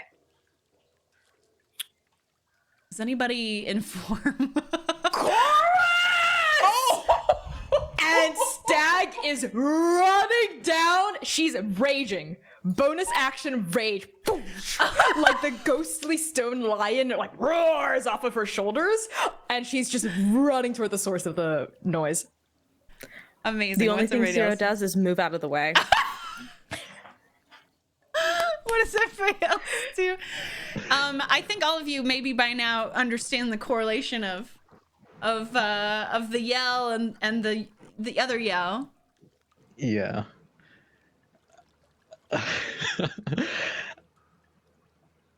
I think even in this state, Boris knows that there's no stopping Stag, and there's right now there's not much they can do to aid.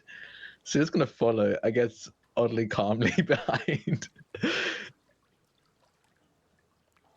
Well, X got a nat 1, so I assume that they have yet another like vision like pops out to scare the shit out of them again. I love it. Yes. Like, yeah. As like it's almost like there's a voice right next to their ear that makes them startle and jump. And they like drop Star's hand out of reflex. As like their own hands start to light on fire a little bit, almost like they were sort of casting Hellish Rebuke by accident. So now there are like some like little tips of fire on their fingertips. Would that hurt like Star? They don't actually cast it. Oh, okay. No, I hope not. Okay. It's just, I mean, just for flavor. Just for no, I don't want to hurt them. Oh man, I'd feel so bad. But X, would Well, you X should do have it? thought Would they about accidentally- that yeah. before you I were should have thought about traumatized. that before I rolled a natural 1 while I was already traumatized and having flashbacks. Star can take think- damage. Star's a soak for Barry. So if anyone at any point wants Star to take damage, it's fine. I'm not gonna be upset about it. Well, with that in mind, I think instead of letting go of Star, I think X squeezes down on where they're holding onto Star's hand and maybe like crushes some of the metal, like just like with the sheer force of panic and will and adrenaline, just like, and you can hear like the metal crunch as X like inhales again really sharply as this voice comes out of their like out of the side of their ear, like, you don't belong, like again, you don't belong here, get out of here, shouting in their ear. As the metal crunches. What is a weaponless attack? Is it just D6? It's your A strength D4, plus I think. 1. It's just strength plus 1. Unarmed strike is strength plus 1, unless you're a monk, and then it goes up with the monk Right. die. What's But for everyone your else, it's just strength plus 1. what's your strength modifier? A +2, so that'll be 3. 3 damage. Okay. And Bar, you can definitely hear the crunching of Star's hand as this happens. Yeah. Even if you can't, if your vision's blocked by her body. Ooh, hold on. Yeah, there's something weird. There you go. I think Baru, like, even with the blindfold on, tenses up and then looks up in the direction of Star. But Star themselves doesn't react. They don't like pull back. They don't move. They still stay just as stationary as they was before. Their hand now crushed in X's hand. And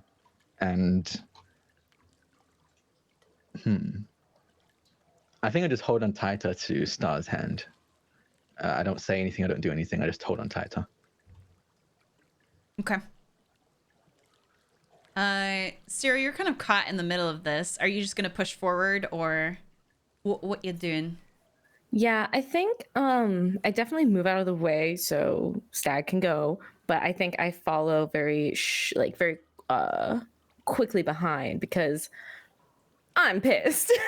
Now that I have a person that I can direct my anger towards, That's right. Sarah is not okay. And I think I'm gonna ready an action. I mean, I know we're not in combat, but like if Chorus tries to leave at all, I will cast Thorn Whip on them. Okay. I love that. All right, then let's go to the head of the line. Stag, you are just barreling down the tunnels, and you're not really giving thought to what's around you, or Absolutely not. Yeah, No, you are I'm using all my 40 feet of movement to just perfect. go. I think if you use your movement and your bonus action to dash, then you could you could get there pretty quickly. Well, I don't know if we're in initiative or not. Well, I guess I just mean like, yeah, I just want to say you can go farther than 40 feet is what I'm trying to say. Yeah. Oh, yeah. Definitely. I mean, I'm raging. I'm raging. Perfect. Yeah, you're able to close the distance between you and Chorus's voice pretty quickly, and you stumble through another one of these sort of half crumbled archways, and you look into a space that is the most like a room thing you've ever seen. It's a larger, more open space, and at the center is this gigantic gaping hole, but it doesn't look like a wormhole. It looks manufactured. But it's just like a yawning abyss, somehow even deeper into the earth. And there are aqueducts coming from where you are off to the right, around a corner you can't see, in front of you, and then at a T to the left, coming into that one. You see Chorus standing, just completely taken aback. I think stunned by just your yell. You know, I don't think that's an unfamiliar sound to him, especially if y'all have been in Mage Tower games together before. It's sort of like the "you've been marked" yell, right? So this man is too stunned to speak. And he's standing there off balance as you come in, his eyes wide and his muscles like tense. And he looks the same as you saw him on the field, but a bit damper and dirtier. And you lock eyes with him, and then you notice some movement out of the corner of your eye. Your gaze shifts to the left, and you see this like shanty house.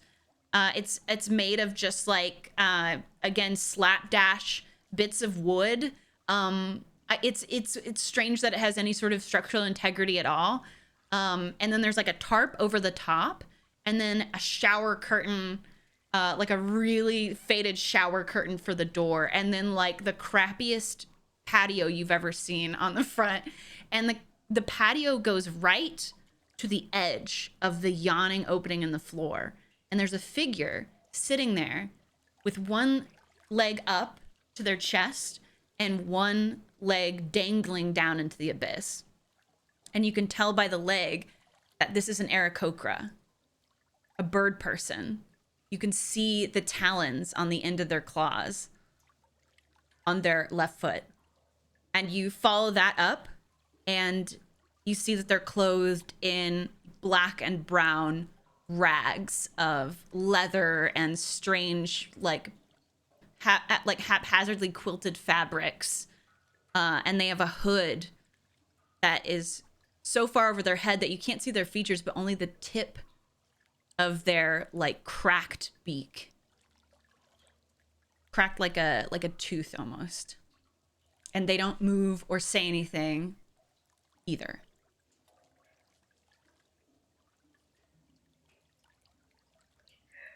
Chorus! And Stag bursts into this chamber and slams the axe onto the ground to cause like rock to explode up. She like plants it down, points a big meaty like finger at him, and says, "Buddy, what the fuck is going on?" The rest of you kind of catch up behind Stag as this meaty finger accusation is being made. And Chorus just like stammers and is like, what are you doing here?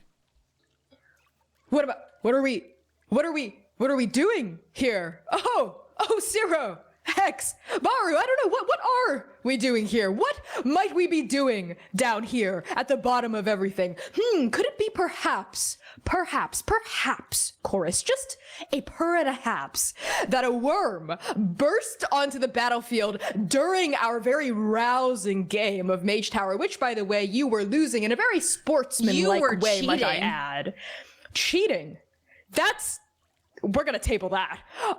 Perhaps we're down here because said worm retreated back into that hole, and you, might I add, exploded out of existence, wounding a couple people in the stands, might I add. So we had to, of course, seek out the truth, seek out answers. A lot has happened to us, and answers are here. You are an answer that is, I assume, Kedja, Katya, Kooker, Cookie, Camarilla, Camino, whoever, Caw-Caw.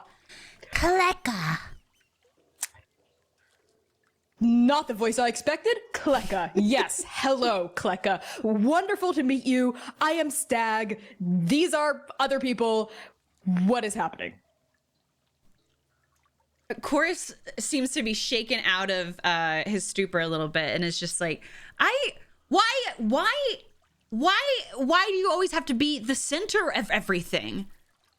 Just leave it alone. Why can't you just leave it alone? How do I put this, Chorus? And is Chorus also, because the last time we described him, he was also kind of like blue-blooded, right? I don't know like what that aristocrat? means. Oh, rich? Like he's a noble. Yeah, rich. he like literally thinks badly of people if they're poor. Okay, got Like it. he's like, ew, poor people. He's a Kardashian. Sure, we hate him. We hate his ass. So Stag pauses, looks at him, kind of up and down, and then she says, interesting of you to say that, Chorus. I would assume that you, of all people, would understand that if someone pisses on your leg, tells you it's raining, you'd be an idiot to believe them, and an even bigger fool to just walk away. So are you accusing me of being dull or being foolish?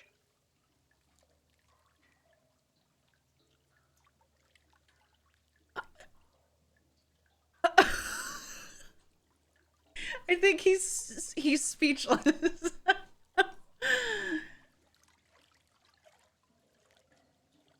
I think he just strengthens his stance in response.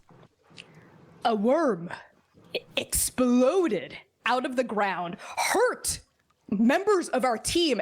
X was... And she controls herself. And you expect us to do nothing about it? And that the act of investigating it is what, attention-seeking behavior? Chorus, please, just because your daddy doesn't pay you any attention doesn't mean the rest of us feel the same way. You're one to talk, Stag. Listen. My fathers are many things, but they are not negligent.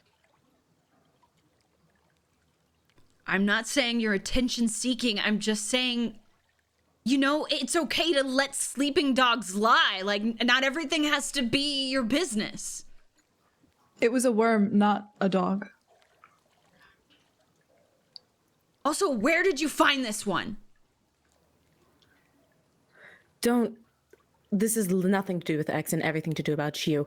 You seem very protective over this. Is it your business? Do you have something to do with this? It's none of your business if it's my business. That's my point. So, in a world where this giant purple worm is your business and probably your responsibility, your fault, you want us to just walk away from it. It is not my fault. I was also not told that this was going to be happening today. So I'm as much of a victim as you are. Why would somebody tell you? Who would tell you? And why does that person know anything about this worm? And what's your connection to that person? Aren't you gonna do anything? Chorus turns around, like swings on Kleka. And Kleka does some sort of version of a smirk. I don't know how ones with beaks smirk, but it happens. And then stands on this shitty makeshift patio on the edge of the abyss. Shoves their hands in the pockets of their cobbled together pants and turns to face all of you.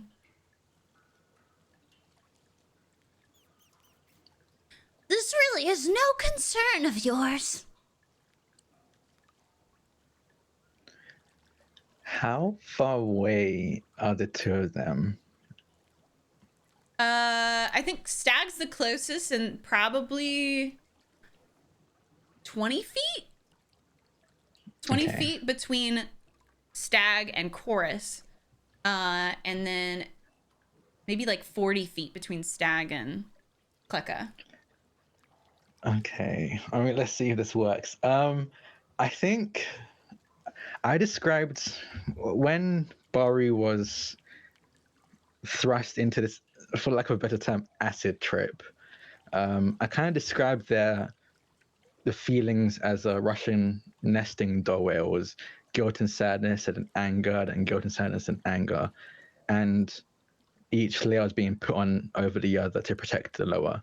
And I think up until now, you've been seeing them kind of rebuild the layer of sadness. And I think what is coming up next is a layer of anger as they let go of Star's hand and just kind of suddenly walk past everyone, even like lays a gentle hand on Stag's shoulder.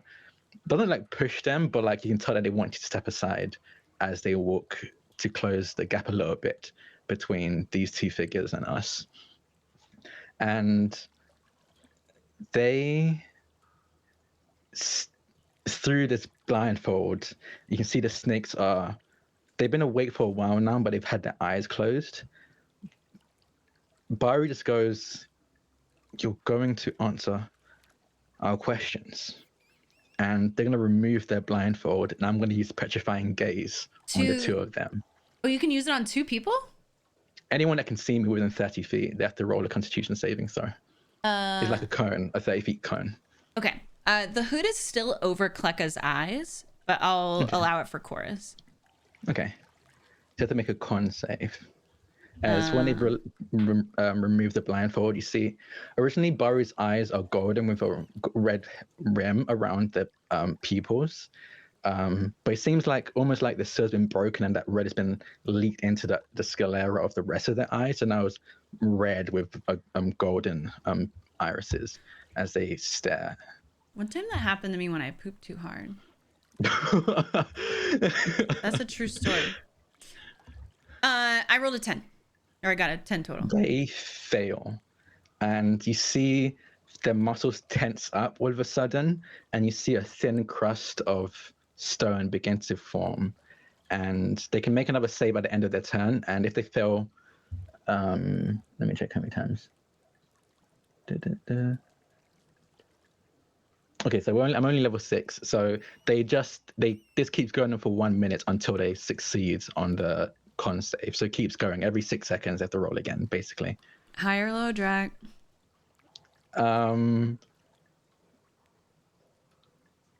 What is this for? High or low?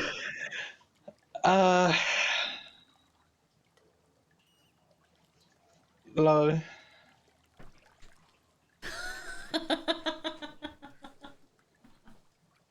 I rolled a 19.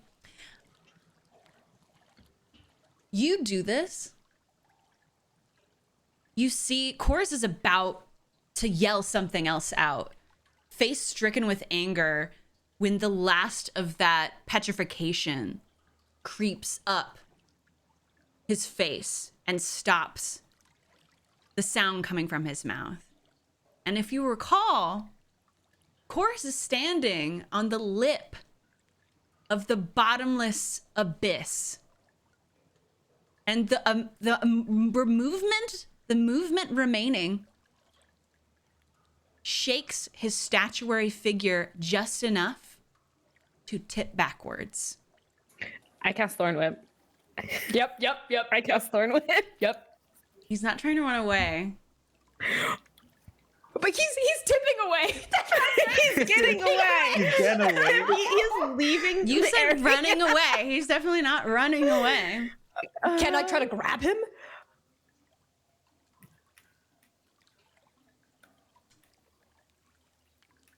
Oh no. Pull the hard move, Vanna. Pull it. Yeah. Lower Pull the high, hard Connie. move. What was that? Lower high. Hi.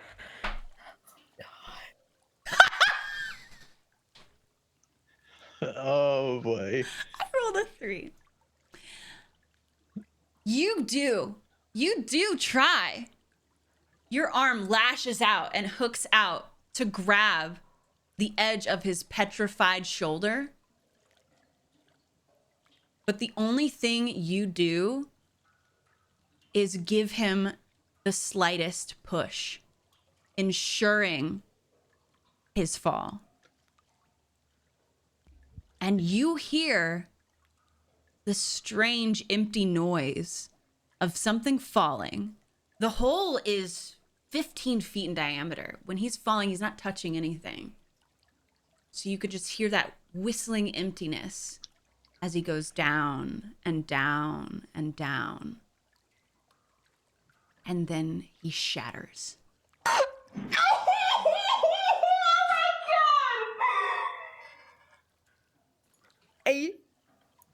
A shot. Kleka! So does anybody have mending or Kleka! I do, but I don't think that will work here. Kleka's shoulders move up and down. They're laughing. And they go, Well, that's one thing I don't have to do myself now. Thank you, new friends.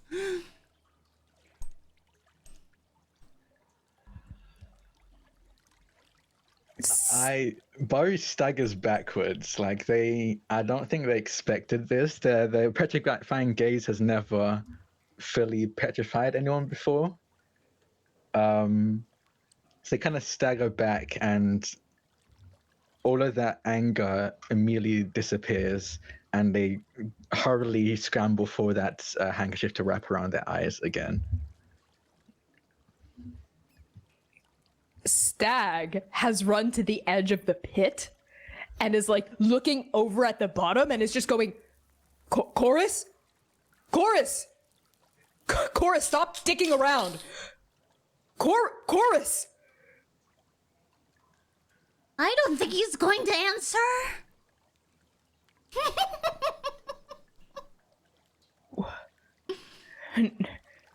No, this isn't how this was supposed to go. That wasn't.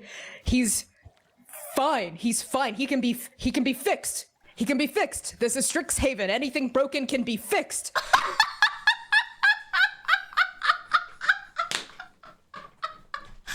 That's rich! Who told you that?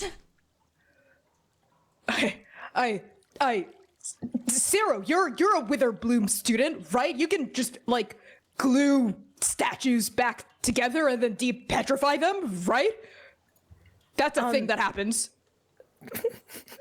1, definitely not in Witherbloom, maybe Prismari. 2, I think Zero is like fully dissociating. Like, I think you look over and you just see Zero's like truly in a state of shock as their brain is going over everything of like, well, you just killed a man.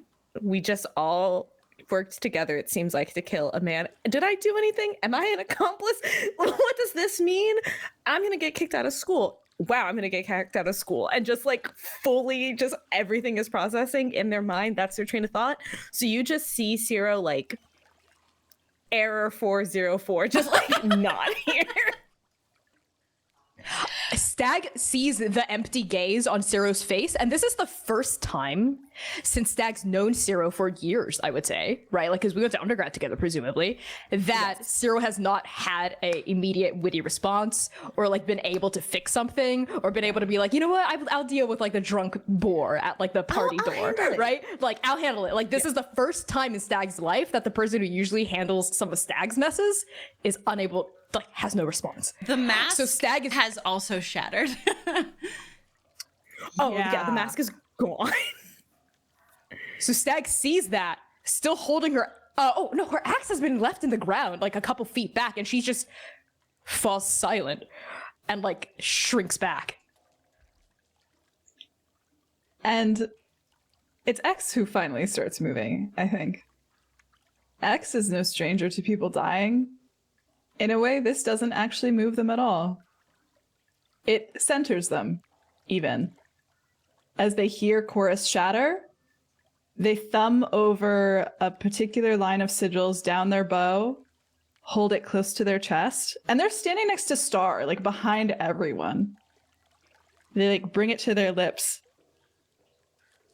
And then they turn, and I think like Ciro's probably closest to them, and like they put a hand on their shoulder and kind of just like move past them.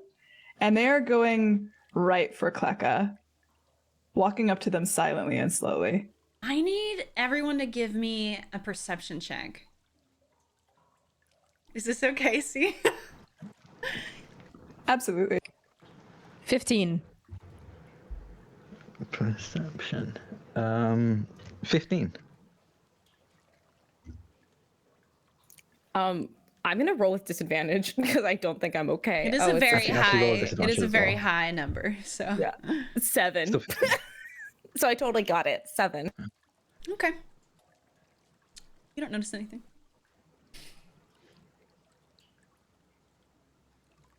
I think you're walking towards Kleka, and Kleka still has their head down a bit and the hood over, and they seem to still be talking to Stag, even though Stag's kind of checked out. They're like, You think? You think? Strixhaven fixes things? look at this, and they throw their wingspan out and twirl on like one foot in front of you, and it loosens the hood on their face and it falls back, and the feathers on the top of their head have all but been picked away, and their eyes are glazed over with this like milky film. Strixhaven breaks things. It breaks them. You know what I used to be? A star. A star, an athletic star. I was the height of what Mage Tower was meant to be. And now look at me. Look at where I live! And they gesture out wildly, and you see more structures that have been haphazardly put together with like driftwood, the equivalent of sewer driftwood. And you also see around the wall, it looks like items from the university or just like a random collection of unrelated things have been like nailed or otherwise somehow affixed to the walls in this room. And you can see like he's also made it looks like it's shaped like a cat, but it's obviously made from like, it's not moving, and it's just like it's like a doll made from like random bits of fur, and then he whistles that same piercing whistle you heard before, but without such a cacophony of echoing, since you are now sort of isolated to this chamber with him. And all of these rats swarm out from under the wood of these slapdash buildings. And you see them run up. And again, some of them are wearing clothes, and a few of them with the clothes on run right up his body and perch on his shoulders and move in and out of the creases and pockets and folds in his tattered clothes. Would you call this fixed? Or would you call this broken? I would call this very sad. And X fires 2 arrows at, like, one at each wing immediately. All right, let's roll for Does this initiative. Does this count as a surprise round? Are they surprised? They're looking right at you. Are they surprised that I would shoot them? I don't think so. Roll initiative. Well, No, see, stop trying to talk me into stuff.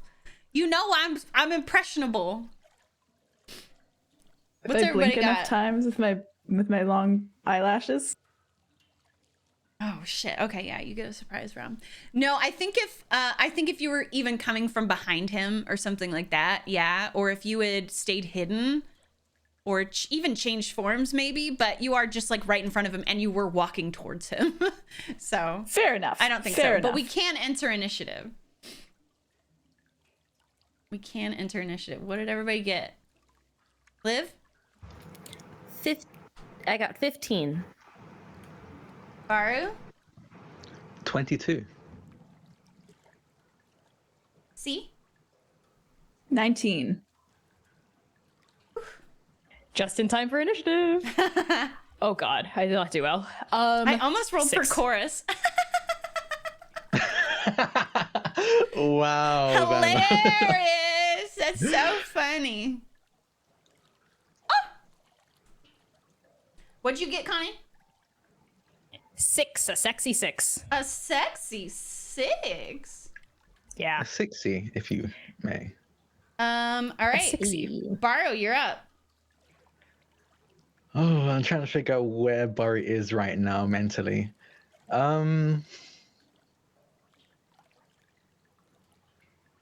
I think there's still residuals of that acid trip, like whatever that was going on in Baru. And when they see Chorus topple over and fall into that hole after being petrified, I think they like disassociate as well. I think they just kind of zone out as everything becomes just muffled mumblings around them, and the only clear voice is that voice saying that it should have been him, and he's just slowly backing up. And I don't want to be the drama, but I think he's gonna cast invisibility on him. Please be the drama. Please be the drama. He's gonna cast invisibility on himself and just run away. Which direction? You have the path you came down, and then you have another opening around a corner to your right, one across. Well, there's also the hole, I suppose. And then past the hole is another opening, and then at a T section is one to the left of that.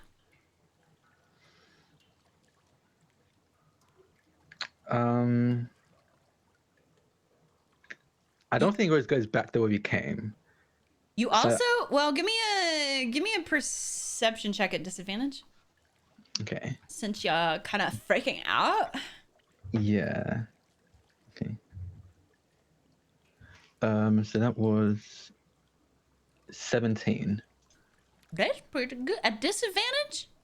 Yeah, I rolled a cheating. 16 and then an 18. When you're And kind then 16 of plus 1. trying to follow the route of the aqueduct that goes off to the right, as your eyes are following that, you see a ladder going up just past it. Okay, yeah. I cast invisibility on myself, and it's just like, let's see, it's just, okay, visual as verbal as well. So you see them just like hurriedly in like a shaky, panicked voice yell, honestly just scream in Draconic as they cast visibility, and this sigil appears and coats them, and from the top of their head to the tips of their toes, they just vanish. And I think you can see the footprints in the ground, in the muck in the ground, so you can tell that they run across to. I think it's very audible too if you're running. Yeah. With how echoey this space is. Yeah, and they just make a beeline for that ladder, and you can hear their hands grab onto the rungs as they try to climb up. And you can hear an infuriating cackling from Kleka as you do that. Anything else with your turn? I think there's a moment as well with Star, because Star's the construct I created named Star, for anyone that's just coming in. Star is like an Art Nouveau style construct, about 7'2". there's a moment where you can see like all the scissors on them flicker, like almost like they short circuit for a moment, as if they lost connection and are reconnected all of a sudden. And with a odd moment of hesitation, they run after Baru, and will also start making their way up if Baru is able to start going up the ladder. Okay. You would be using like your full movement, right?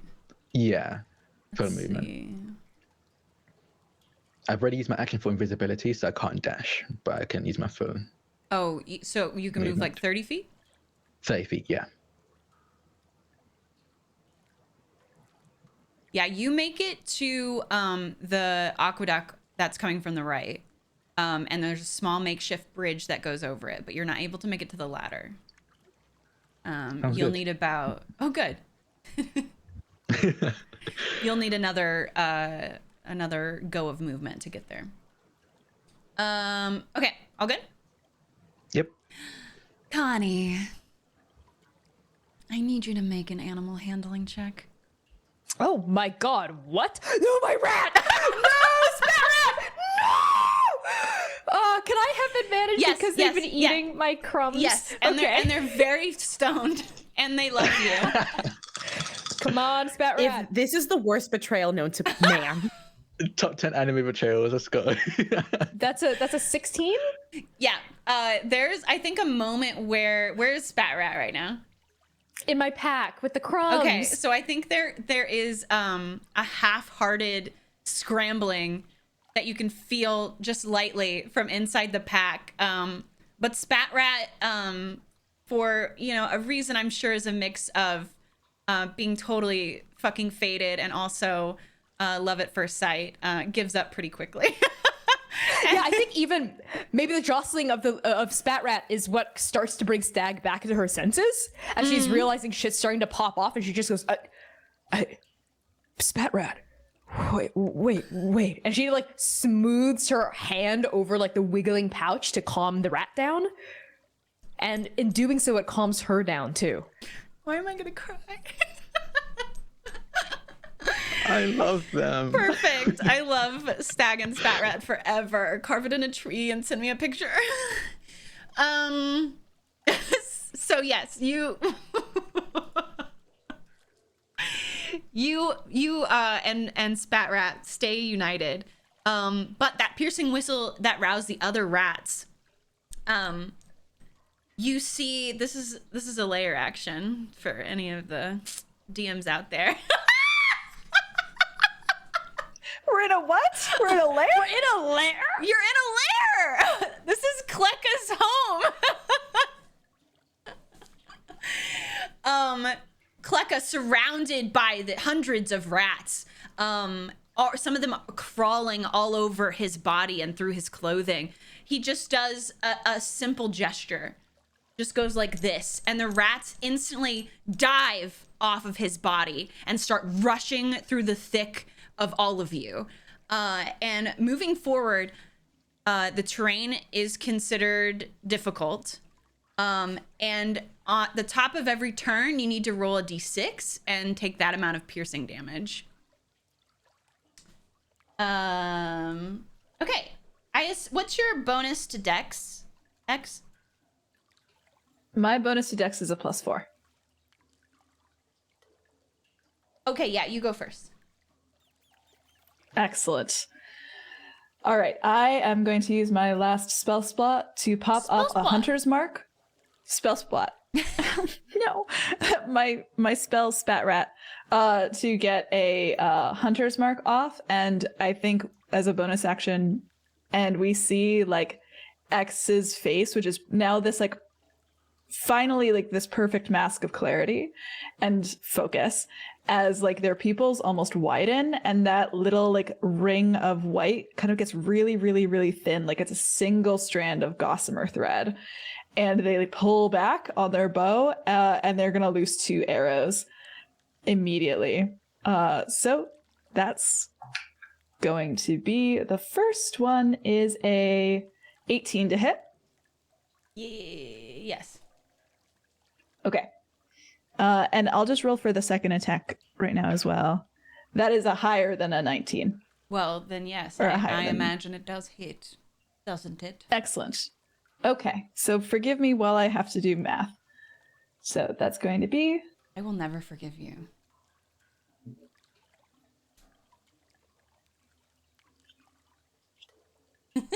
15 points of piercing damage Total? between the both of them.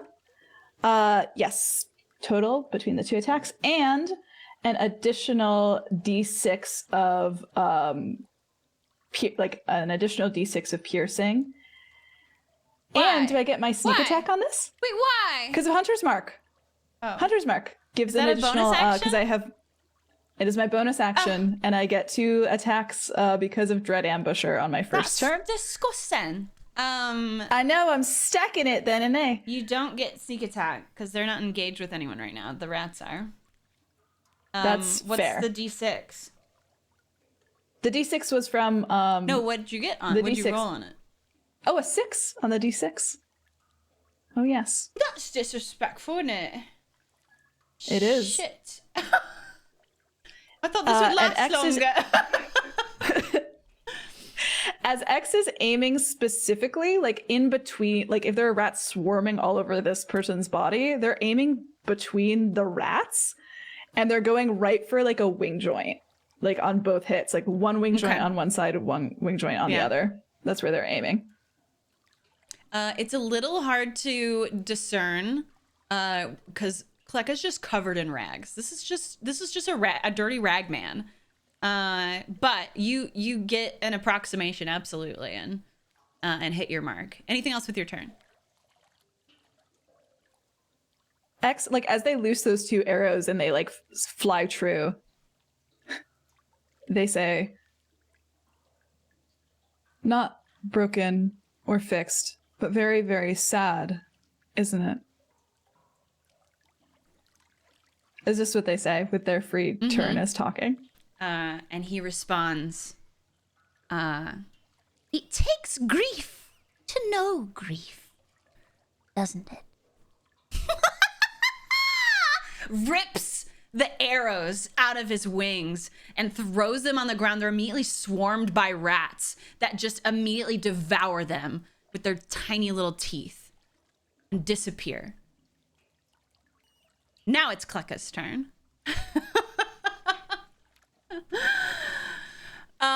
Kleka is very fixated on you now, X. You've done him a wrong. And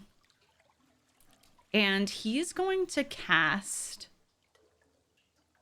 Cone of Cold on you. And I need you to make a Constitution save. Is anybody behind Fair enough. X? I figure I am. Okay. I'm like right there too. I was like right up by Where chorus. are you at, Sierra? I was gonna say I am behind X for sure because they put their hand as they passed me. So all of you need to roll actually a con save. Actually, Not you. Actually, I'm gonna cast Counterspell. Is that a reaction? It is. Sexy. Yes, Zero. Damn, In a the warlock process. casting counterspell. If the creature's casting a spell. Yeah, I fucking love you guys. Okay, I love every single Yeah, one I of you. know. That's a Me spell playing, slot. I've played warlocks many times. I know that's some serious love there. I hate to be a party pooper, but that only works up to 3rd level. It works above. They have to, but Liv has to roll for it that time. Oh, okay, even better. They have to roll 10 plus a level. They're counterspelling to succeed. Okay. Okay. So just roll okay. a d20. Okay, I'm gonna trust you. I'm gonna trust you. You're calling to me, and I'm gonna trust you. I'm choosing in this moment to trust you. Oh, okay. No, I rolled a fucking 11. Total? What's your bonus? Oh wait, my For a bonus. spellcaster bonus. My spell cost. I rolled. I rolled a 17. Okay, it works. It works. What does it look like? There's this burst of just like frigid air and ice that is shooting out from Kleka, and it's on a road to engulf all of you, sans Baru. But you interrupt it in an arcane way. What does that look like? Your magic pushing up against his? I think, I'm gonna flavor it this way. It's a wave of like that soft teal color that like Ciro raises their hand in like a stopping motion, and it springs forward. And as it does, and it emanates back, I think like you just get the warmth of a beautiful spring day. Since Ciro is an archfey, so it's very like warm and relaxing and calming, and literally thaws this ice. The antithesis. I love it. Yeah, that's perfect. And it is absolutely show-stopping. And for the first time, you sense in Kleka's body language, because their face is still not obscured by the hood, but just an obscure thing to look at. But you can tell by their body language that like their shoulders drop just a little bit. And they're like, oh. Anything, and it's your turn, actually, Ciro. What do you do? Yeah, it is. I'm trying to make a decision. I'm really trying to make a decision. I love how you just completely burned his 5th level spell. Incredible.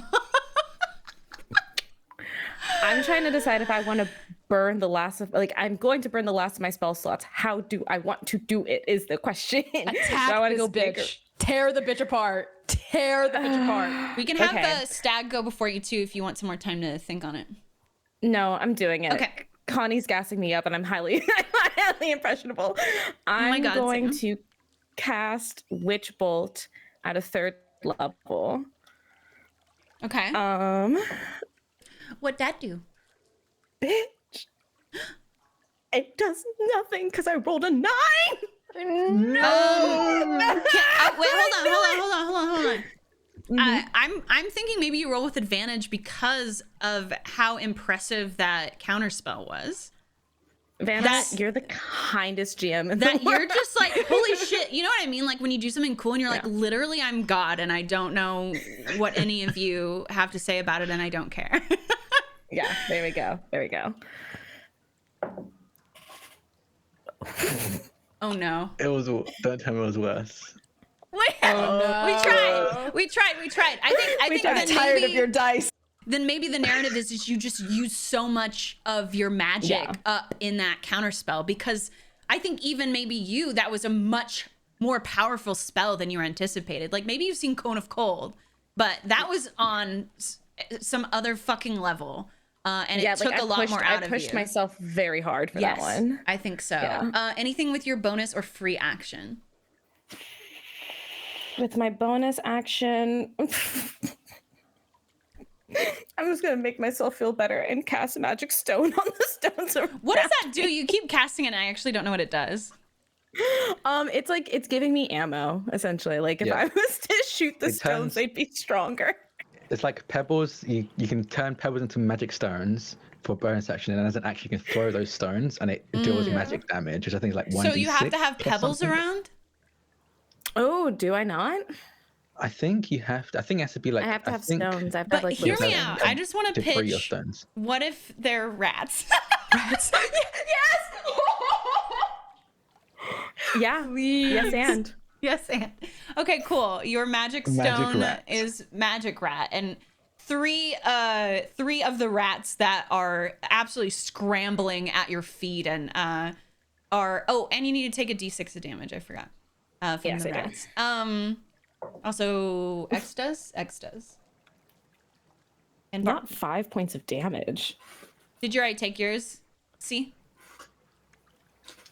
I'm taking it now. Although I do believe the rats were after my turn, but I'll take it anyway. They were before because they were on the legendary action, which goes on 20, that's and you're so at 19. True. So true. But good call. Okay, yeah, and you just see like 3 of the rats below you like change into like vibrant colors. Is that right? Yeah. They turn into, their fur goes like shockingly teal and blue and green. And they're still absolutely enraged, but they are also feel beautiful. You know, Same. Stag. In a single motion, I reach behind me, grab my axe out of the ground, and I am swinging at this motherfucker. Beautiful. I go forward and I swing while letting out a roar. Okay, you're in difficult terrain, so you've got half movement, right? So that's 20 feet for me. Oh my god, I forget your stride is like the same as 40 feet. Yeah, a giraffe. it's same as X's.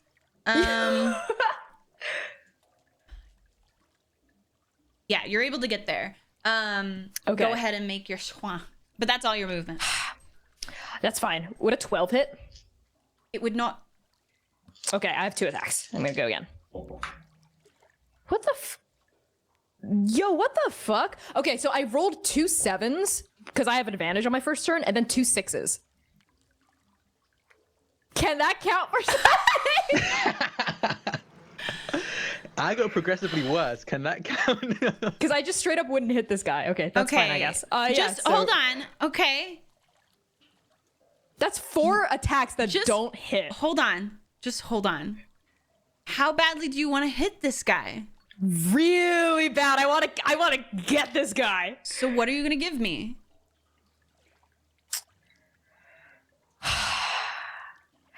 I'll give you Stag's ancestor, maybe destabilizing in some way, because she's in a deeply compromised state. So you can do whatever you want with that stone lion spirit. Okay. You can have 1 hit. Yes! Okay, I will take the 1 hit. So that is going to be... okay. 10, 12, 22 points of slashing damage. Because I use Great Weapon Master, which is why my plus hit is so low. 22 of slashing? Yes. 2 of that is rage. Which is just like straight up damage. It doesn't have a type. Okay. Anything with your bonus or free action? Nope. All I can do is hit stuff. So apparently I can't even do that. Well, you did do it, remember? It just has consequences.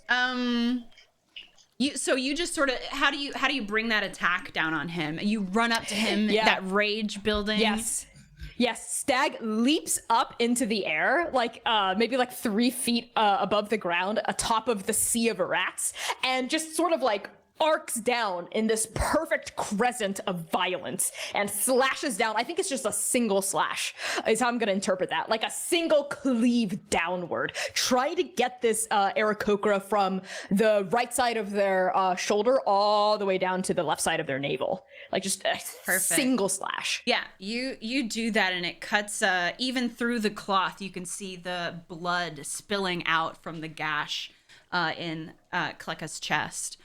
But the ancestral guardian that usually busts from your shoulders into the space, it doesn't come out when you make that attack, which is strange. And it's maybe not something you're actively being aware of. But it is something that in your subconscious, because it is so familiar. But it's like when you come home and the lamp is not in the exact place that you left it, you know? High or low? Low.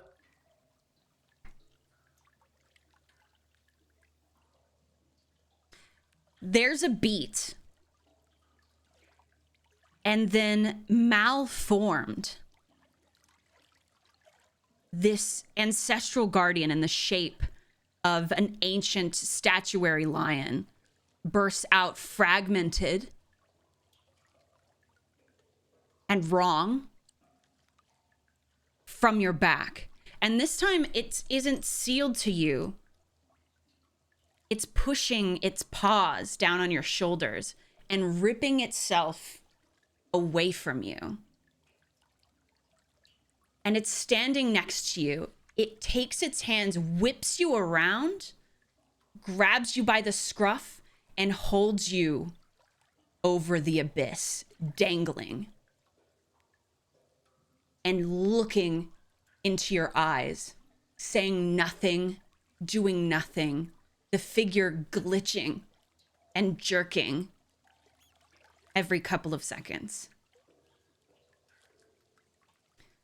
Back to the top of the initiative. Byron, what's up?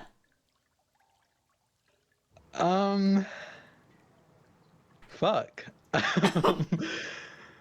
Can everyone see this, Connie? I would say so, yes.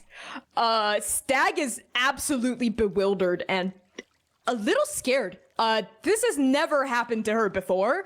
I think the relationship she has with this ancestral spirit is actually very positive. So this is like, she's like, wait, what? And like, she's just absolutely caught off guard. She doesn't even seem to be scared that she's dangling over the abyss. She seems scared that it's this thing doing this to her. Oh boy. Okay. I think like I'm about to take another step towards these ladders, and I can hear the heavy footstep of Star behind me, the metal on the ground. Well, probably honestly, maybe even stepping on some rats. Now that I remember that the rats are swimming everywhere. But I can hear the weight of Star behind me, and I look around and see Stag being held by this creature. This thing that I, at least from what I understand, has been helping Stag for all this time. I've known them, known how they work. All of a sudden turned on them. I see everyone else being swarmed by these rats. I'm assuming I can still hear Klecker's manic laughter, unless that's died down at this point. There was a bit of a pause when Ciro countered their spell, but it is, especially in the moment when Stag is being dangled over the abyss, it reaches a peak. Okay. And I think there's like a heartbeat, like I can hear my heartbeat growing louder in my ears, and there's another thump. And when it does, in time with that heartbeat, I get the flash again of that memory, that acid-induced memory, where I can see, instead of Stag, I see this humanoid made of light being held by the throat by a shadow of darkness. And I think in just like sheer panic and I guess hysteria and just all these emotions and feelings that they've worked hard to contain in a vice grip that's been violently loosened just 10-15 minutes ago, they're going to charge. I think they're going to try and charge this There is now a 15-foot diameter hole in between you. Okay. So it's to get all the way over there, it would probably take your movement and burst. Okay. But you can do it.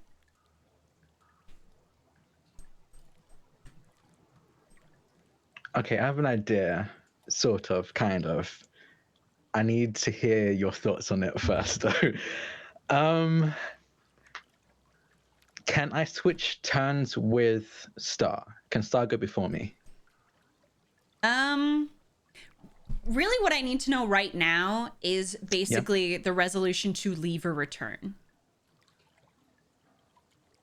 Oh, okay, to leave or go back. I think at this point I'm turning back to help. Okay. And that's coming from the memories that were brought up in Yeah. So what's I think all of those protective layers have been ripped off, and it's just the guilt, and they're just running on. I can't add to this. I really have way too much. I'd rather it be me kind of energy. Yeah. And I think one more time, like a billboard, like a neon sign in your head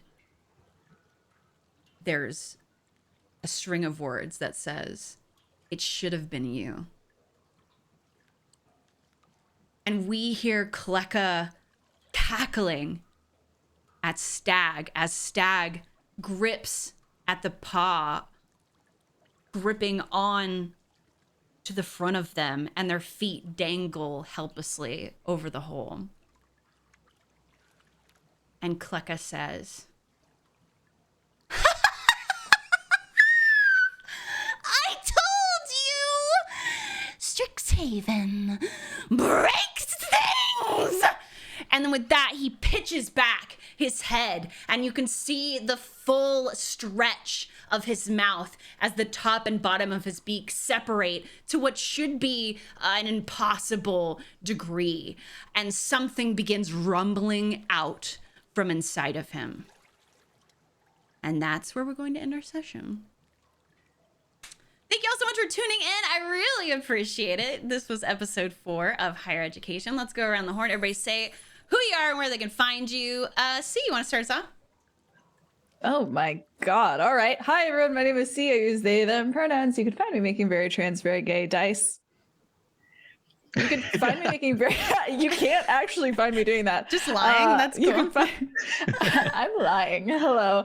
Hi, I'm C. You find me making very trans, very gay art. I don't know what is happening in my mouth right now. I'm bewildered and befuddled. I'm making art on the internet, and you can find it at PieSharp Art or C-Plays, wherever I am. Specifically, tonight, I am going to be over on Stella Luna's channel in just under 2 hours with Drac playing Dragonlance. I am playing an extremely hot warlock who is literally a marble statue come to life and is a painter and is very sexy and a warlock. So if you like that, tune in then at 8 p.m. And also at 8 p.m. Eastern tonight is the finale of Arc 6, which is the penultimate arc of all of Transplanar RPG. There are 9 episodes of the entire series left. Connie is GMing. I edited it all of this week, and it is literally so good. So tune in at 8 also. Double fist the streams, okay? Do it. I'm asking for the impossible. I'm asking for you to watch both. So check out the finale of Transplanar. You can also find me a few different places on Mondays over on Exquisite Corpse, on Thursdays at the Mythic Initiative. I'm in a few things coming up that haven't been announced yet. So just keep an eye on my socials if you want to know where I am at any given time, and I will pass things over to Drac. Yeah, hi, I'm Drac, or Draconics. I played Borogosh today, the murderer. Borogosh the murderer. And it was great. I don't think Borogosh is doing great, but I'm doing great. And you can find me on Twitter at Draconics. That's DRAKONIQES. You can find me honestly in most places as Draconics. You're going to see more social media, me popping up in more social media platforms. So if you want to check if I'm there, just search that up.